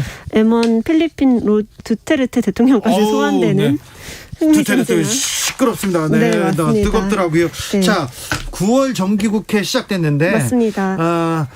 문재인 대통령 임기 중에 마지막 정기국회입니다. 맞습니다. 자, 정기국회에서 일 좀 해야 될 텐데 어떤 일이 있습니까? 네, 오늘 개회식 시작으로 100일 동안 그러니까 12월 9일까지 국회가 열립니다. 12월 9일입니다. 그동안 뭘 해야 됩니까? 네, 일단 가을 국회에 항상 했었던 국정감사가 있고요. 국정감사. 네네. 3주 동안 진행이 되는 국정감사가 있고 또 가장 가깝게는 교섭단체 대표 연설, 네. 대정부 질문 그리고 내년도 예산안 정부 시정연설 등의 일정이 오늘 확정이 됐고요. 네. 이번 정기국회는 아무래도 직전에 언론중재법 어떻게 되는지가 초미의 관심사였기 때문에 아마 그 기류가 계속 좀 이어지게 될 것 같습니다. 민주당에서 언론중재법 앞에다 이렇게 뚜붕 띄워놓고 다른 데서 법안을 막 통과하고 이런 작전을 쓰는 건 아닙니까? 일단 패키지로 이것저것 같이 묶어서 한번 해보겠다 이렇게 이야기를 하고 나왔는데 네. 어느 정도 국민의힘에서 받아줄지를 사실 저는 확신을 못하겠습니다. 자, 언론중재법 말고 이번 정기국회 내가는 뭡니까? 언론중재법 있을 수 있고 또 지금 어제 정부가 국회에 제출한 사상 최대 규모의 604조 원 슈퍼 예산. 네. 예산안은 항상 가을 국회에서 좀 관심사였고 여야가 팽팽하게 맞붙는 것이었고요. 그리고요. 또 윤희숙 국민의힘 의원의 사퇴안을 과연 처리할 것인가 이것도 관심사입니다. 네, 요 관심사인데 이번 국회에서 어떻게 처리하는지 좀 잘 지켜보겠습니다. 네. 자, 윤희석 의원은 방 뺐어요? 그렇습니다. 윤희숙 의원 그 보좌진이 사실 제일 좀 황당한 지금 상황에 처한 게 아닐까 이렇게 생각이 되는데요. 예. 의원직은 유지를 하고 있지만 일단 방에 있던 보좌진들은 다 이제 집으로 돌려보냈고 의원도 출근을 하지 않고 있습니다. 본인의 의지가 좀 강력합니까? 네, 맞습니다. 또 좀 한다면 한다는 스타일이신가 봐요. 예. 그래서 국민의힘 지도부에서도 거듭 이제 그 사퇴 의사를 거둬달라라고 네. 계속 호소도 하고 하는데 안 그런데 듣고 국민의힘에서는 사퇴안을 처리하려고 하고 네. 민주당은 처리하지 않으려고 뭐 그런 기류가 있더라고요. 아, 그러게요. 좀 속내는 양쪽 당 다 복잡할 것 같은데요. 예. 국민의힘에서도 우리는 이것을 처리해야 한다. 윤희숙 의원은 사실 어떻게 보면은 좀 순교사처럼 묘사를 하고 있는데 네. 실제로 본회의에 들어가서 진짜로 처리를 할지 저는 그걸 사실 확신을 못 하겠거든요. 네. 또 민주당에서도 우리도 처리할 수 있다. 이렇게 으름장을 놓긴 하는데 민주당이 윤희숙 의원 그 사퇴안을 처리를 한다면 그러면 민주당에서 그 네. 권익위 조사로 걸렸던 의원들은 왜 가만히 있습니까? 이런 비판을 돌려받을 수 있다고 좀 우려하는 것 같습니다. 그렇죠. 국민의힘에서도 또 다른 투기 의혹 받은 사람도 있고요. 네네, 맞습니다. 국민의힘에서 지금 출입하잖아요. 네. 가장 뜨거운 거는 지금 홍준표입니다. 맞습니다. 홍준표의 상승세 무섭습니까? 그렇습니다. 무야홍이라는 말이 진짜로 사실이 돼가고 있는 것 같은데요. 무야홍이요? 무조건 야당 후보는 홍준표라고. 무야홍? 네, 홍준표 의원이 홍준표 계속 의원이 만든 말하고 거 아니에요? 다니는 본인이 만들었지. 온라인상에서 인기를 끌고 있는 말이라고 합니다. 뭐 하나 만들었네요. 네. 네. 그런데 그래서 이제- 사람들이 좀 많이 옵니까 주변에? 근데 사실 홍준표 의원의 그 대선 주자로서의 캐릭터와 또 그 대척점에 있는 윤석열 총장의 캐릭터 좀 다른 것 같습니다. 두 분이서 계속 부딪혀요? 네, 지금 현재 이제 대선 그 야권에서는 1, 2위를 다투고 있기 때문에 어쩔 수 없이 충돌하고 있는데 네. 홍 대표는 개인기로 돌파하는 스타일이고 예. 윤석열 총장 아무래도 정치 처음 들어왔으니까 주변 사람들을 좀 의지하는 스타일인 것 같고요. 그렇죠. 입을 좀 닫고 있습니다. 홍준표는 네네. 계속 벌리고 있고요. 그런데 맞습니다. 홍준표 의원이 갑자기 네. 이 상승세 원인을 어디에서 찾아야 될까요? 저희도 이제 여러분들한테 여쭤봤는데 한 3가지 정도로 생각할 수 있을 것 같아요. 원래 가지고 있던 홍준표의 저력이 이번에 네. 지금 다시 드러나게 되는 것이다. 이런 저력 만만치 않고요. 네네. 일단 2017년 대선 때도 그 보수 진영에서 당연히 망한 선거라는 그 그렇죠. 무거운 네. 그런 이름표를 가지고 나갔지만 또 어느 정도 지지율을 선전했죠. 네. 선전을 하고 2위를 했었죠. 망한 뭐 집을 뭐 일으켜 세운 게 누구냐 이렇게 맞습니다. 얘기합니다. 그거는 바로 홍준표 그 개인기라고 많이 얘기를 했었는데 그게 드러났다는 그런 분석이 근데 일단 사실은 있습니다. 또 홍준표 후보 설화 말 많이 하고 말 잘하고 거기에서 또 발목 잡히는데 그런데 이상하게 홍준표 의원의 입이 지금 윤석열의 입을 확실히 능가하고 있는 것 같아요. 그러게요. 홍준표 의원이 좀 머리를 잘 쓰신 것 같은 게 지금 국민의힘에서 약간 새로운 기류로 떠오른 게 이준석 대표를 상징으로 하는 20, 30대, 40대 뭐 이렇게 될 텐데 홍준표 의원이 거기를 이제 공략을 한 거죠. 20, 30대 젊은 층에서는 홍준표 후보 인기가 있다면서요? 왜냐면 윤석열 총장이 말을 주저주저 하고 이랬다 저랬다 하고 뭔가 좀 말실수도 있었고 이렇게 좀 그 잘못된 꼴을 잘 못 차는 그런 모습을 보일 때마다 홍 대표가 나와서 굉장히 시원하게 얘기를 한다. 한마디씩 한 것. 그것이 좀 MZ세대한테 오히려 먹힌 거 아닌가 이런 분석이 나오더라고요. 이준석 대표가 20, 30대 남성들한테 좀 인기가 있는데 윤 네네. 총장하고 이렇게 윤 후보하고 갈등하는데 여기에서도 홍준표 후보는 이준석 편을 들어가지고 맞습니다. 그 사람들한테 또 좀 표를 얻고요. 네네. 오히려 유승민 후보는 친유 그 논란 때문에 이준석 후보랑 같이 이제 뭔가를 하는 거를 너무 이제 못하고 있었죠. 네, 오히려 발목이 그런데 묶였습니다. 그 사이를 홍준표 후보가 뚫고 들어가서 그래서 이준석이 가지고 있던 그런 좀 신선한 모습을 오히려 자기가 체화를 하게 된 거죠. 윤석열 후보 진영에서는 에이 홍준표 그거 다 민주당 지지자들의 역선택 때문에 그렇다 이렇게 또 주장하더라고요. 네, 맞습니다. 무조건 야권 후보는 홍준표다. 이 말 안에는 오히려 대통령으로는 불가능하다라는 말이 있는 거 아니냐 이런 주장인데요. 네. 그 윤석열 후보 캠프 쪽에서는 그래도 윤석열 후보한테 모인 그 전국적이고 뭐 고르게 분포되어 있는 그 지지율을 뚫고 나오기는 쉽지 않을 것이다. 네. 이렇게 주장을 하면서 또 홍준표 후보가 확장성은 아무래도 부족하다는 평가를 받고 있기 때문에 본인들이 이제 그쪽을 좀 더 집중하겠다 이런 이야기를 하고 있습니다. 그러면 그 확장성을 위해서 중도로 윤석열 후보가 전진할까요? 아니면 그 집토끼를 잡기 위해서 더 우쪽으로 이렇게 행군을 계속할까요? 저는 지금까지는 아직도 오른쪽으로 많이 가는 행보를 보이고 있다 이렇게 평가를 할 수 있을 것 더 같은데요. 오른쪽으로 갈 것 같아요. 네, 어제 그저께 충북 지역을 돌면서 충남 충북 돌면서 유경수 씨 여사의 그 생가를 방문했던 그거를 보면서 네. 되게 지지층한테 많이 어필을 하려는구나 이런 생각을 하게 되었습니다. 역선택, 경선률 굉장히 뜨거운데요. 네. 오늘 정홍원 선관위원장 대선 주자들 과의 좀 갈등을 좀 희석시키기 위해서 국민의힘 간담회가 있었어요. 좀 맞습니다. 어땠습니까? 오늘 그 역선택 조항을 넣는 것에 찬성하는 쪽과 반대하는 쪽 이야기를 모두 다 들었는데 방금 전에 홍준표 의원이 또 본인 그 페이스북에 역선택 조항 넣지 말자는 의견이 훨씬 많았다. 예. 결국 일부 후보 편들어주려고 이런 논란을 끄집어냈었던 거 아니냐 이렇게 비판하는 글을 올렸습니다. 네. 좀 오늘 나왔던 그 대리인 자격으로 장제원 의원, 박대출 의원 그리고 오신환 전 의원 등등이 정홍원 선관위원장을 만나서 얘기를 좀 했는데요. 아무래도 그 역선택 관련해서는 양쪽 진영이 굉장히 팽팽하게 맞붙고 민감해요. 있어서 예민해요. 결정을 쉽게 내리기는 쉽지가 않을 것 같습니다. 네. 김종인 비대위원장은 어떻습니까, 요새? 비대위원장은 이쪽 기웃 저쪽 기웃 하시면서 네. 좀 최종 후보가 선출되기를 기다리고 있는 거 아닐까 이렇게 생각이 드는데요. 네, 김종인 전 비대위원장하고 윤석열 후보하고 만나는 자리에 역술인이 같이 갔어요? 네네 그렇다고 합니다. 네. 그 역술인과 이제 정가윤 전 국회 부의장 이렇게 네 분이서 식사했다고 하는데 그 이아무개 씨, 김종인 비대위원장하고 가까운 그분 말하시는 거죠? 네네 맞습니다. 네. 그 자리에 이제 원래는 김종인 위원장과 그 역술인 두 네. 사람의 식사 약속이 있었는데 네. 어떻게 하다 보니까 4명으로 판이 커진 거죠. 제가 좀 취재를 네네. 많이 해가지고 네네. 그 역술이 취재 많이 했지. 그분이 세월호 당일날 네. 그 정윤회 씨랑 같이 있었던 그분인데 또 예. 대통령의 7시간과도 관련성 그리고 네네. 다른 내용이 있어가지고 제가 김종인 비대위원장과 그 역술인과의 관계 그리고 또 윤석열 후보와 다른 역술인과의 관계는 취재를 많이 했는데 네네. 제가 다른 기회에 풀어주시면 네. 좋을 제가 것 나중에 같습니다. 브리핑 할 테니 그걸 가지고 취재하세요. 네네 감사합니다. 신성진님께서 민주당은 홍준표 후보가 되기를 바라고 있는 것 같습니다. 이렇게 얘기하는데 뭐 민주당 지지자 중에 홍준표를 상대로 싸우기가 좋다 이렇게 얘기하는 사람도 있고 그렇죠. 유승민 얘기하는 사람도 있고 아니다. 네. 윤석열이 제일 쉽다 이렇게 얘기하는 사람들도 많습니다. 그래서 누가 선택을 받을지는 잘 모르겠습니다. 아직.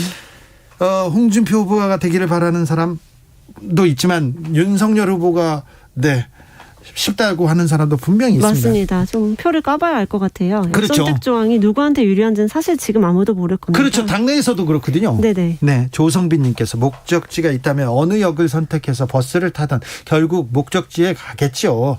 역선택에 집중하지 말고 그 과정의 정책과 비전, 호감도를 높여야 됩니다. 그래야 강제 하차 안 당합니다. 이렇게 얘기합니다. 정답을 말씀해 주신 것 같습니다. 어차피 그 여당 지지층, 야당 지지층은 결집합니다. 결국 중간에서 이렇게 잘 보고 있다가 선택하는 사람들, 그분들은 지금 다 쳐다보고 있거든요. 네네. 정책, 비전, 호감도를 높여야 된다. 이 지적 맞습니다. 네. 지금까지 기자들의 수다 한결의 김민아 기자였습니다. 네, 감사합니다. 교통정보센터 다녀올게요. 정현정 씨. 네, 바람결은 선선해졌는데 가을 장마가 계속되고 있습니다. 현재 전남 완도와 경북 경주로는 시간당 40mm의 비가 쏟아지고 있습니다. 밤까지 경북 동해안과 경남 동부로는 요란한 천둥 번개와 함께 강한 비가 내릴 텐데요. 시간당 30에서 50mm가 예상되는 만큼 침수 피해 없도록 주의하셔야겠습니다.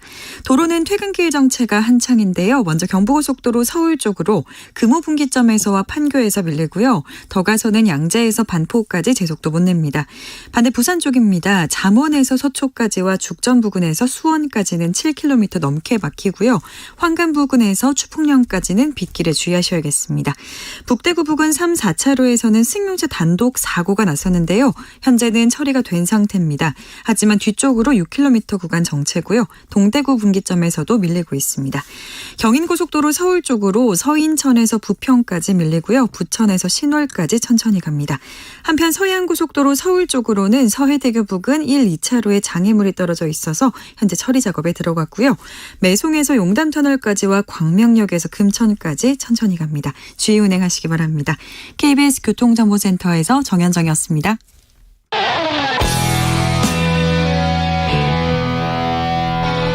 스치기만 해도 똑똑해진다.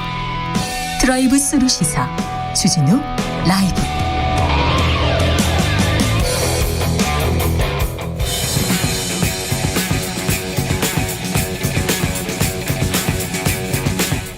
전직 청와대 정무수석 둘이 뭉쳤다. 여당 야당 수석 크로스. 김재원의 원, 강기정의 기, 원기옥 에너지를 모았습니다. 원기옥.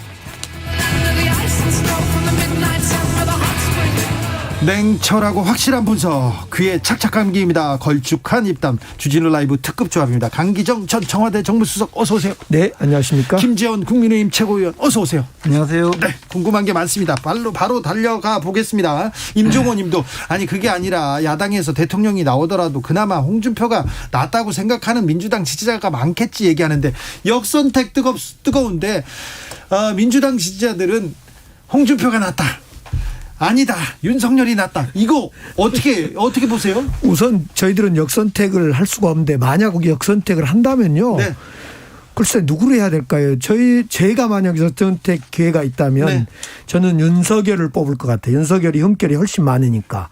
그런데 문제는 지금 역선택할 의사가 없어요. 저희들이 자꾸 국민의힘에서는 역선택을 뭐 방지해야 된다, 안 해야 된다. 근데 지금 김재원 우리 최고위원은 우리 추미애 후보를 찍는다고 저 민주당 선거인단에 들어와 있잖아요. 들어오셨어요? 예, 들어왔다 그래서 저희들 아무 뭐 간섭 않거든요. 네. 예, 투표할 수 있도록 김재원 선거인단으로. 최고위원 응원합니다.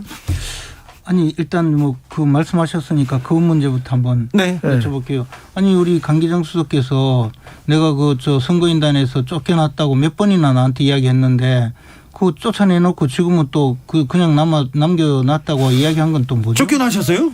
아니 저 지난번에도 그러고 방송에서도 나와서 아니 우리 저 선거인단에서 배제했다고 2번, 3번 이야기했는데. 아니 민주당이 어떻게 그 국민 선거인단을 특정인을 쫓아내고 골라내고 이럴 수 있나요? 지난번에 몇 번 이야기했는데 아마 그동안에 문제가 될 것 같으니까 다시 몰래 또 집어넣은 것 같아요. 제 취지는 김재원 최고위원님은 남의당 신경 쓰지 마시고 저 국민의힘이나 잘 경선버스나 출발시켜라 이런 취지죠. 근데 지난번에 저 속간했다고 2번이나 이야기. 어떻게 속간합니까? 자, 안 속간했대요. 김재원 최고위원님 안 속간했어요. 네, 아니 투표하시면 지난번에 쫓아냈다고 하면서 이야기할 때는 그 이후로 저한테 아무 통보가 없어서 진짜. 네. 쫓아냈구나 싶었는데. 아니 저한테 한번 여쭤봐야죠. 그때는 덕담 수준으로 이야기한 거지. 그걸 언론에 이야기하면서 묻지도 않고 합니까? 덕담이래요. 투표하시면 돼요. 김재원 덕담이 아니고 방송에 나와서 이야기했어요. 아니 투표할 수 있어요. KBS 투표할 수 있어요. 확실해? 예. 우리는 민주당은 역선택 이런 거 신경 안 씁니다. 자, 김재원 최고위원님. 네.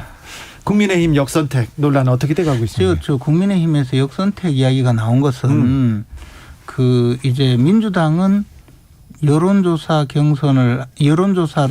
20%를 반영하는데 그 100% 전체 선거인단 중에서 20%는 여론조사로 반영하는데 처음부터 지지 정당을 물어서 예. 그 민주당 지지자가 아니라고 하면 특히 뭐 국민의힘 지지자라 하면 아예 대상에서 제외하거든요. 아, 그래요? 예. 그렇게 여론조사. 아니요. 지금은 우리는 권리당원 50%, 국민선거인단 50%. 여론조사는 안 하고 네. 그 민주당이 기당이다 묻지 않고 네. 무조건 선거인단. 그러니까 김재원 우리 최고위원도 우리 선거인단이 됩니다. 아니 나중에 네. 그 국민선거인단은 네. 각자 자기가 이제 선거인단 되겠다고 해서 들어간 사람이고 그 여론조사 20%가 안 들어와요 있어요. 지금 우리는. 그냥 5대5입니다. 당원 50%, 선거인단 50%. 그래요? 예, 근데 그렇습니다. 여론조사에 왜 저 국민의힘 지지자는 다 배제하고 여론조사 한다고. 이제 그것은 우리가 9명 중에 6명으로 컷오프 이렇게 할 때 있잖아요. 1차 때. 네. 이때는 어떻게 하냐면 여론조사 50%로 하고 당원 50% 합니다. 근데 지금 제가 알기로 마지막에 네. 국민선거인단 있고 그 여론조사 20% 반영하는 걸로 아는데 하여튼 뭐 예, 그거는 예. 뭐 제가 우리는 역선택 조항이 없습니다, 사실은.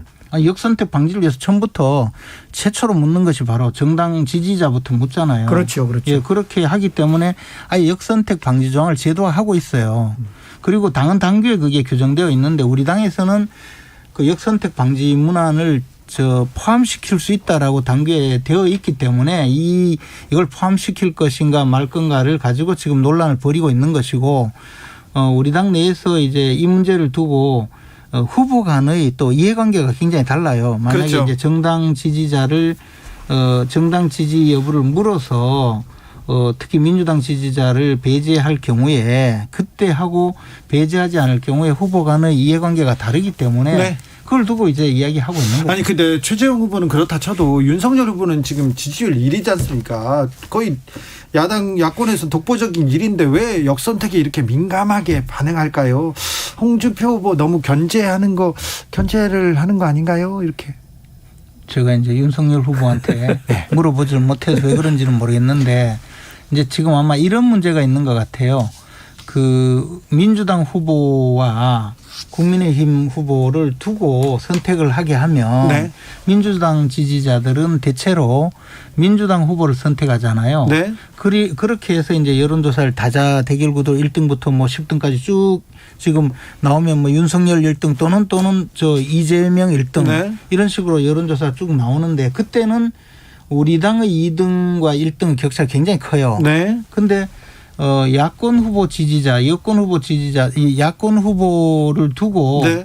이 중에 누구를 지지합니까? 또 여권 후보를 두고 이 중에 누구를 지지합니까? 이렇게 여론조사를 하면 이게 격차가 확 줄어들거든요. 지금 홍준표가 치고 올라오고 있습니다. 그러니까 가장 중요한 건 우리 민주당은 그 부분에 대해서 이제 민주당 성향 또는 열린민주당 성향, 정의당 성향의 그 지지자, 민주당 지지자, 정의당 지지자, 열린민주당 지지자들의 선호가 우리 당의 경우에는 특정 후보에게 쏠려 있다는 것이고요. 예.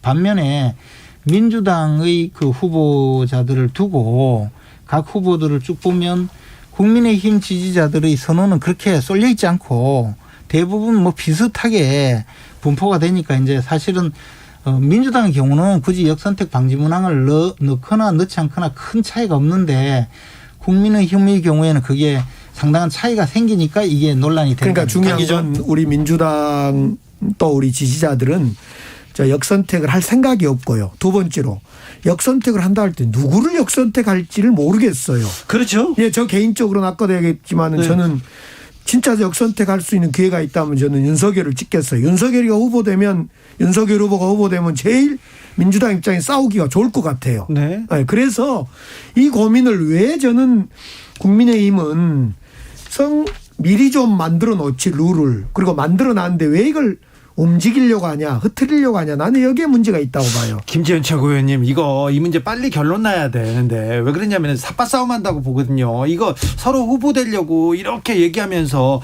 정홍원 선관위원장 못 믿겠다고 유승민 후보가 사퇴하라 이런 얘기도 하지 않습니까? 그래서 빨리 봉합돼야 되는데요. 9월 5일까지는 결정한다고 들었습니다. 네. 지금 논의 과정에 있고 네. 또 이제 지금 그 역선택 방지 문항을 넣을 건가 넣지 않을 건가는 선관위 그러니까 우리 당의 경선 선관위에서 결정하게 지금 모든 과정이 진행되고 있기 때문에 네. 뭐 최대한 신속하게 결정될 겁니다. 네. 아무튼 빨리 끝나야 되는데 이런 문제는요. 그죠? 빨리 끝날 수 없기 때문에 네. 지금 논란이 계속되는 것 아닌가 생각합니다. 네. 오늘은 또 두테르트로 또 붙었어요. 홍준표, 윤석열. 이건 어떻게 보셨어요? 이제 그 홍준표 의원은 말씀을 시원하게 잘 하시잖아요. 네. 그냥 내가 놈자까지 붙여서 네. 국민들이 또 실제로 그렇게 생각하는 분들도 많거든요. 네네. 그런데 이제 윤석열 전 총장은 자신은 또 이제 법 질서나 네. 법 적용의 문제에 대해서 이야기를 했고 네, 엄격하게. 그런 과정에서 좀 비유적으로 뭐 두테르테 필리핀 대통령을 언급했는데 그분도 훌륭하게 잘 하시던데요, 저는. 아, 그래요? 예. 윤석열도 좀 잘한다. 그게 아니고 두테르테가 잘한다고요? 두테르테를 비유한 것이 뭐 그렇게 나쁜 비유는 아닌 것 같은데 저는. 지금 성범죄자에 대해서 강하게 처벌해야 된다라는 것을 이제 은유적으로 그 나쁜 이번에 범죄자 거기를 사용시키겠다 대통령이 홍준표 발언을 했다고 봐요. 예. 특히 이제 범죄자 인권에 대해서 너무 관대한 거 아니냐 이런 문제를 홍준표 후보가 들고 나왔던 것 같습니다. 그래서 저는 전자팔찌 문제라든가 성범죄자의 문제라든가 범죄자 인권 문제에 대해서 우리가 한 번쯤 지금쯤 짚어봐야 된다고 봅니다. 저는 그런 점에서 이걸 두테르테냐 아니냐로 논쟁으로 가져가지 말고 나는 보수 야당이면 우리 어쩌면 훨씬 더 홍준표식 논리와 논란을 좀 더 가져가야 된다고 봅니다. 그 과거에도 홍준표 의원은 사형 집행하겠다고 그 이미 여러 차례 이야기한 적이 있기 때문에 뭐 또 새로운 주장 새로운 거 없습니까?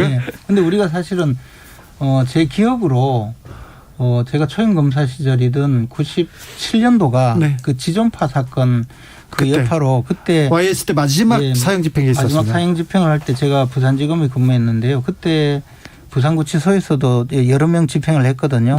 그리고는 지금까지 사형 집행을 하지 않고 있고 그것이 1997년으로 기억되거든요. 그러면 지금 무려 이제 97년이니까 20년이 넘었잖아요. 그럼 보통 이제 이렇게 사형 집행을 하지 않고 20년 이상 가면 아예 사형제가 폐지된 나라로 그렇게 분류되지 않습니까? 분류를 하고 있습니다. 그런데도 그건 뭐 사형 선고를 받은 사형수들이 아직 질비하게 있으니까 또 대기하고 있거든요. 그러니까 사형제도를 사형을 집행할 것인가 말 것인가는 법무장관이 그 집행명령을 하면 되는 것이니까 사실 홍준표 의원이 대통령이 되어서 집행하겠다고 할 수는 있어요. 그래요? 예, 지금 미국이나 당론이 있지 않습니까 또? 아니 뭐 당론을 지금 뭐 사형 집행을 하지 않겠다고 당론을 정한 것도 아니니까 대통령이 집행권자인데 집행하겠다고 할 수가 있기 때문에 사형제를 어떻게 할까 집행할 거냐 말 거냐 이것보다도 이 전자팔찌의 문제라든가 성범죄자를 너무 관대히 처벌하고 있는 거 아니냐. 예를 들면 지금 전자팔찌를 끊고 가는 사건도 여러 개 있고 그래서 그런 측면으로 좀 논쟁이 됐으면 좋겠어요. 그 부분은 윤석열 후보가 이야기한 것 같은데. 김재현 최고위원님, 윤희숙 의원은 이제 앞으로 어떻게 되는 겁니까?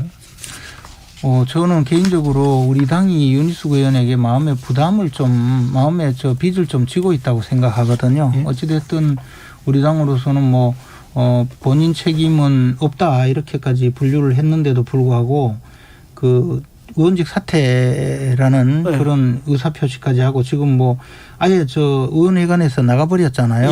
짐 싸서 나갔어요. 이런 경우에 이제 본인의 세비는 뭐 국가에 반납하겠다고 하고 그러면 사실 저는 뭐 지금 앞으로 상당 기간 국가수사본부의 수사를 받아서 본인이 무고함이 밝혀지면 자연스럽게 의원직을 다시 그 뽑아준 유권자를 생각해서라도 의원직을 수행하는 것이 맞다고 생각을 하는데 그리고 실제로 그래 설득하고 싶은데 본인의 뜻이 워낙 완강해서 사실상 그게 별 효과가 없는 상황이 될 가능성이 많거든요. 지금 보면.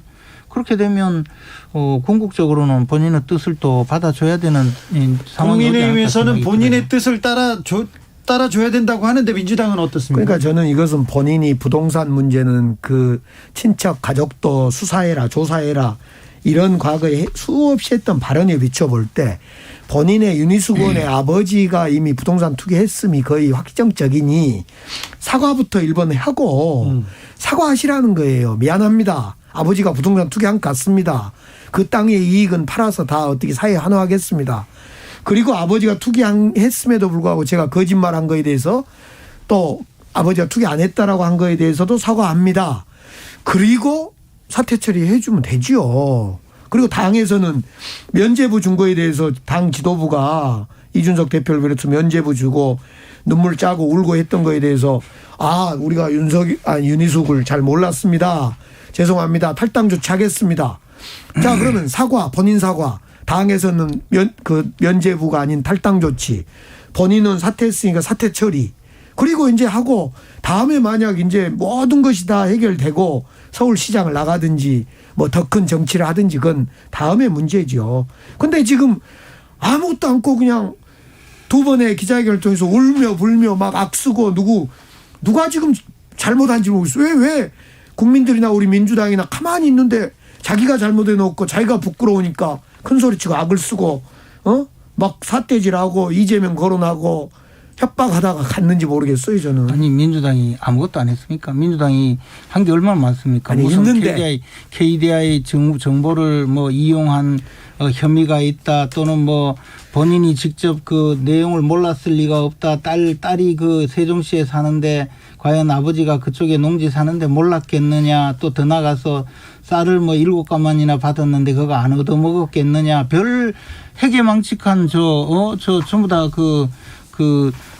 모략을 했는데 근거는 하나도 없었잖아요. 아니, 그런 이야기는 윤희수 의원도 양희원 의원한테 연좌제 뭐 다 이야기했어요. 그러니까 아니, 본인이 할 때는 그런 이야기를 했기 때문에 그 점에 대해서 근거도 없이 한 것이 밝혀지면 같이 의원직 사퇴해라 그렇게 이야기한 거죠. 본인이 할 때는 아무렇지 않고 남이 하면 억울하고 그런 거에 내놓으란 분이죠. 의원은 다 들통이 났잖아요. 아니.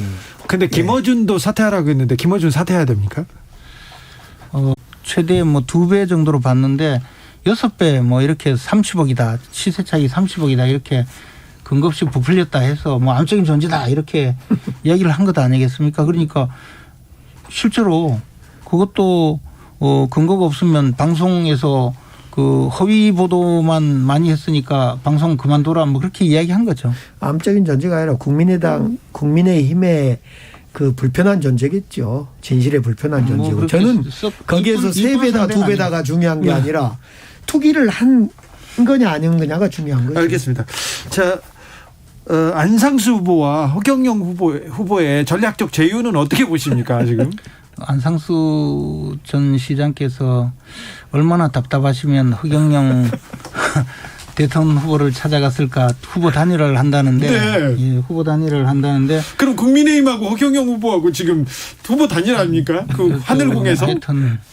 하여튼 뭐 참 그 조금 근데 하여튼 굉장히 주목을 받은 것도 사실이고. 네. 허경영 씨가 이야기한 것 중에서 정말 귀담아 들어야 될 게 자기가 대통령 되면 국회의원들 전부 정신교육대 보낸다지 않습니까? 네, 지금 정신교육대 가게 생겼었어요. 근데 이제 국회의원이 아니니까 저는 빠질 것 같은데. 아, 그래요? 아니야. 모든 정치인, 국회의원, 장관 막 구속시킨다고 막 그랬었어요. 아, 그래요? 네. 그러면 조심해야 되겠네요. 네, 조심하셔야죠. 근데 저는 안상수 허경영 이 조합도 참 웃기고 코미디 같은 정치인데요.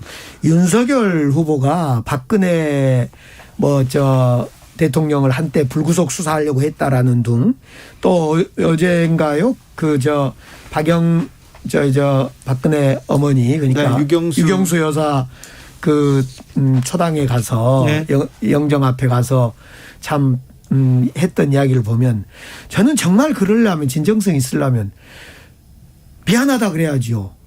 내가 진짜 했던 것은 측은지심이냐 아니면 수사의 정당성이 있냐 없냐를 가지고 따져서 본인이 수사가 좀 무리했다라든가 아니면 나 측은지심으로 표 얻으려고 한 거다라든가 뭐 그것도 저것도 없이 이건 허경영의 안상수의 이야기보다 더 허무맹랑해요 진짜.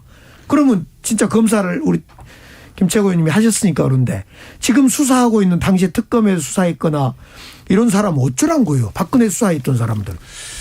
제가 지금 우리 잠시 착각했어요. 네. 허경영 씨가 와서 이야기하는 듯이 허무맹랑한 이야기를 하니까. 누가요 지금? 지금 눈앞에서. 눈앞에서요? 여기서 무슨 허경영 신공이 나왔어요? 허경영 씨 이야기를 자꾸 생각하다가 그래서 왜 안상수 후보가 허경영 씨를 찾아갔을까. 그렇죠. 또 그 공약이 보면 허경영 씨는 이재명 지사는 뭐 청년들에게 월 연간 100만 원씩 청년 기본 소득 준다 그랬는데 허경영 씨는 한 달에 150만 원씩 준다 그러더라고요. 그리고 결혼하면 1억 뭐 이런 이야기 전부 다 봤는데 그 생각을 하고 있었는데 갑자기 또 틈만 나면 윤석열 공격에 사활을 거시는 것 같아서 아니 그거 나중에 가서 물어보고 이야기하세요. 네. 그래요? 허경영을 만난 안상수보다 네. 윤석열이 저기 유경수 여사 그 앞에 가서 한 얘기가 더 허무맹랑하더란 이야기예요. 제 이야기는. 그건 뭐 모르겠고. 네. 근데 아무튼 대선 후보가 국민의힘 대선 후보가 그리고 시장까지 하신 분이 하늘궁 찾아간 건 좀 약간 의외였어요. 아 그렇죠. 예, 의외였고 더군다나 이제 허경영 씨가 보여주는 정치가 사실은 좀 그렇잖아요. 뭐 네. 잘못하면 이제 고소당하기 때문에. 네. 근데 우리 당의 후보이시고 유력 그래도 정치인이셨는데 그 가시니까 하여튼 주목은 받았어요. 네. 지금 이제 곧 이제 컷오프가 있거든요. 네, 네. 근데 우리 당에 뭐 대선 후보로 등록한 분이 15분인가 뭐 이렇다는데 네. 그중에 8명을 추려내니까 아무래도 네. 또 이것저것 또 이제 아무래도 저 후발주자 입장에서 좀 네. 주목을 받으려고 하신 것 아닌가 그런 이벤트를 하신 것 아닌가 생각합니다. 알겠습니다. 민주당 경선 본격적으로 시작됐습니다. 충청권부터 시작돼서 뭐 투표를 시작했는데요. 어떻게 보고 계십니까? 김재현 최고위원은 어떻게 보고 계실까요? 일단 그 이재명 지사의 독주가 계속되는 것 같아요. 네. 그리고 민주당에 이제 이번에 선거인단으로 그 참여하신 국민선거인단도 네. 사실은 대부분은 민주당 지지 성향이 그렇죠. 아니겠습니까? 지지자들이죠. 예, 그리고 또 기관 당원들이 있고 네. 이분들이 이제 이번 대선에서 누구를 지지해야 가장 그 본선 경쟁력이 있을까 정권 또 계속 유지하는데 누가 도움이 될까 이렇게 생각해서 네. 이재명 지사가 그렇게 문제가 많은 정말 도저히 우리가 대통령으로 모시기에는 너무나 꺼림칙한 분이라도 본선에 이기기에는 가장 유력한 분이다 해서 표가 쏠리고 있지 않을까 더 쏠리지 않을까 그런 생각이 듭니다. 9월 4일 5일 충청권에서 이제 나오는 것은 당심을 확인하는 내용이고요. 네. 권리당원과 대의원의 투표니까 당심을 확인하는 거고 9월 12일 다음 주 주말에 하는 것은 이제 민심을 확인하는 그때는 이제 한 70만 명의 선거인단 투표가 까지는 그 공개되는 거니까 그래서 이 9월 4, 5일 날 하는 당심 투표와 9월 11일, 12일 날 하는 한 70만 명의 민심 투표 두 주의 당심과 민심을 확인하면 이 경선의 어떤 그 방향이 잡힐 것 같아요. 아직은 뭐 지금 치열하게 되고 있어서 뭐라고 말할 수는 없습니다. 예. 그렇습니까? 좀 그 변화가 조금 있어야 국민들은 드라마를 원하지 않습니까? 오늘 토론을 보니까 정세균 전 총리, 정세균 후보가 이재명 후보를 강하게 또 압박하시던데요. 정세균 후보는 이제 저평가 우량주다 이렇게 이야기를 하지 않습니까? 네. 그래서 충청권에서 당심과 민심이 다르다. 여론조사에 보인 것과 당심은 다르다. 이걸 보여주려고 그동안 아무튼 엄청나게 노력을 하고 있고요. 그 네. 결과가 기대됩니다. 그래요? 일부러 그래가지고 저평가된 걸 계속 저평가를 유지하고 있습니까? 한 번에 보여주시려고? 아무튼 뭐 지지율이 오르지 않는 거에 대해서 매우 안타까워 생각하고. 김재현 최고위원님 혼수 좀 부탁드릴게요. 이게 지금 코로나19 사태가 이제 장기화되니까 국민들이 사실은 물론 뭐 코로나19를 즐기는 분들도 있을 수는 있죠. 근데 대부분의 국민들이 거의 이제 코로나19 집단 우울증에 빠져 있다. 뭐 그럴 정도로 네. 보여져요. 사회현상 전체가. 네. 이런 상황이기 때문에 국민들이 사실상 약간 메시아를 기다리는 것 아닌가. 예. 정치적으로 우리가 이제 비유를 들자면. 그렇죠. 그래서 좀 강력한 우리를 구제해 줄 그런 메시아 같은 그런 지도자를 구하고 있을 텐데 그렇기 네. 때문에 사실 뭐 이재명 지사에 대해서 그 민주당 성향의 지지자들은 그래도 저 사람은 강력한 네. 어떤 리더십을 보일 테니까 뭐 형수님한테 욕을 하든 뭐 무상연애를 하든 무료 변론을 받든 뭐 상관없이 네, 또 왜 또 상관없이 그냥 그래도 그 가장 눈에 띄는 후보이고 가장 눈에 띄지 않는 분이 정세균 후보예요. 네. 그러니까 눈에 띄도록 노력을 하셔야 돼. 지금 물론 뭐 자가격리라서 눈에 띄지 않는 그런 이야기를 하는 것이 아니고 도대체 무슨 주장을 하시는지를 몰라요.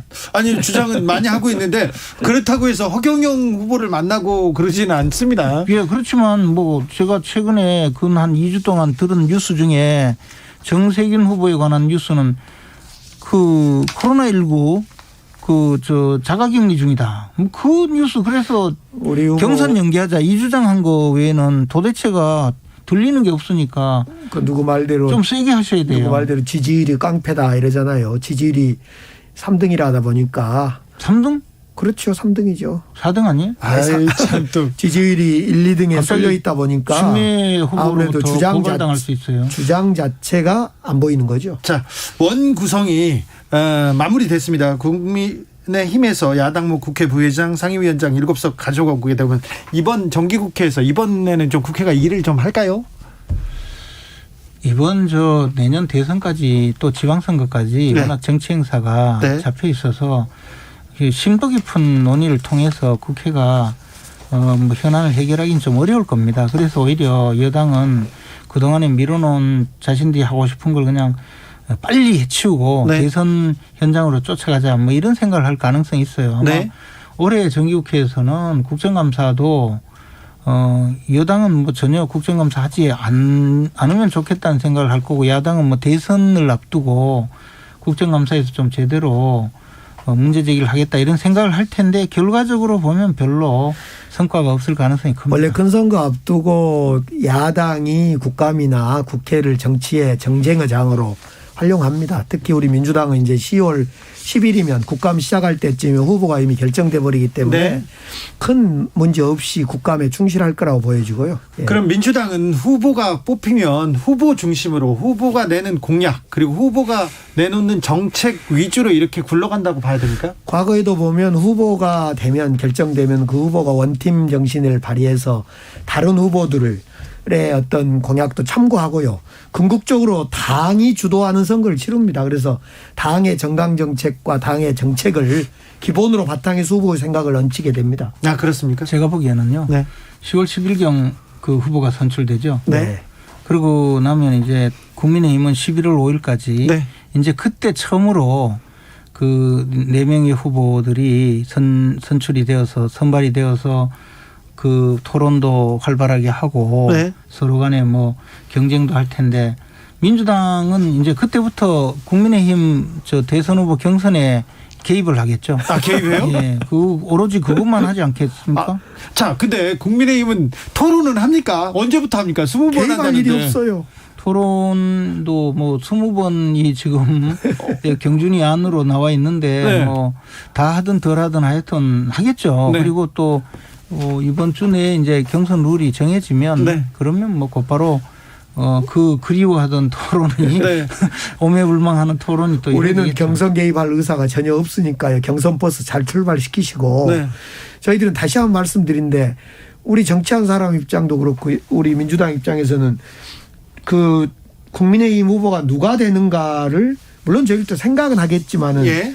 그거에 관여할 생각이 전혀 없어요. 그러니까 제발 저희 픽에 대지 마시고 잘 룰 만들어서 하세요. 생각이 있고 없고 실제로 관여하게 될 테니까 그야 뭐. 어떻게 관여할까요? 계속 역선택뿐만 아니고 이제 계속 후보를 이리저리 공격도 하고 내부에서 논란이 되면 그것을 또 민주당이 또 더 활용해서 부추기고 그런 과정을 아니 하겠죠. 국민의힘은 그렇게 자신 없이 자기 지지층과 자기 후보를 믿지 않고 민주당에 의해서 후보가 뽑힐 거라고 생각하면 좋아요. 저희들이 뽑아줄게요. 허경영 정도 뽑으면 되죠. 안상수 정도. 아니 제가 계속 이야기하지만 언제 민주당이 뽑는다 그랬습니까? 그게 아니고. 관여한다면서요. 민주당이 개입을 하려고 노력하겠죠. 그리고 뭐 예를 들어 민주당이 할 게 뭐 있습니까? 국민의힘 후보들 공격하는 것밖에. 자, 국민의힘 김재현 최고위원은 자 민주당 경선에서 참여하시죠? 투표하시죠? 아니 근데 저 솔직하게 얘기해 보세요. 하셔요. 삭제한 거는 아니었어요? 삭제한 적 없어요. 근데 왜 저한테 계속 그랬어요? 아까 이야기했잖아요. 우리 당의 경선에 관여하지 말고 국민의힘 최고위원으로서 잘 하시라는 이야기한 게 뜻에서. 아니고 그렇게 이야기한 아니 게 저한테 여쭤봤으면 벌써 삭제했다고 몇 번이나 이야기했어요. 그래서 누가 아직도 남아 있는지 아닌지 몰라요. 누구 찍으실 거예요? 추미애 찍겠다고 그걸 여러 번 이야기하면 이야기했어요. 네. 생각이 조금 달라졌을 수도 있기 때문에 아직 이야기하면 안 됩니다. 알겠습니다. 비밀 투표. 네네. 생각이 아직은 김재원 후보님은 그 9월 다음 주 9, 10, 11, 12 이때쯤에 투표하라고 갑니다. 1차 투표에 혹시 신청해 혹시라도 혹시라도 그 명단에 삭제해놨다가 다시 넣었으면 저한테 이야기하세요. 1431님께서 각자 자기 집안일 신경들 좀 쓰세요. 자기 집안 엉망들인데 남의 집 보고 뭐라고 한다고 뭐라 하지 말라고 하는데 남의 집 보고 지금 다 희망을 갖는 것 같아요. 국민의힘도 그렇고 민주당도 그렇고요. 자, 걱정이 된다고 국민들이 많이 얘기하는데 잘 되겠죠?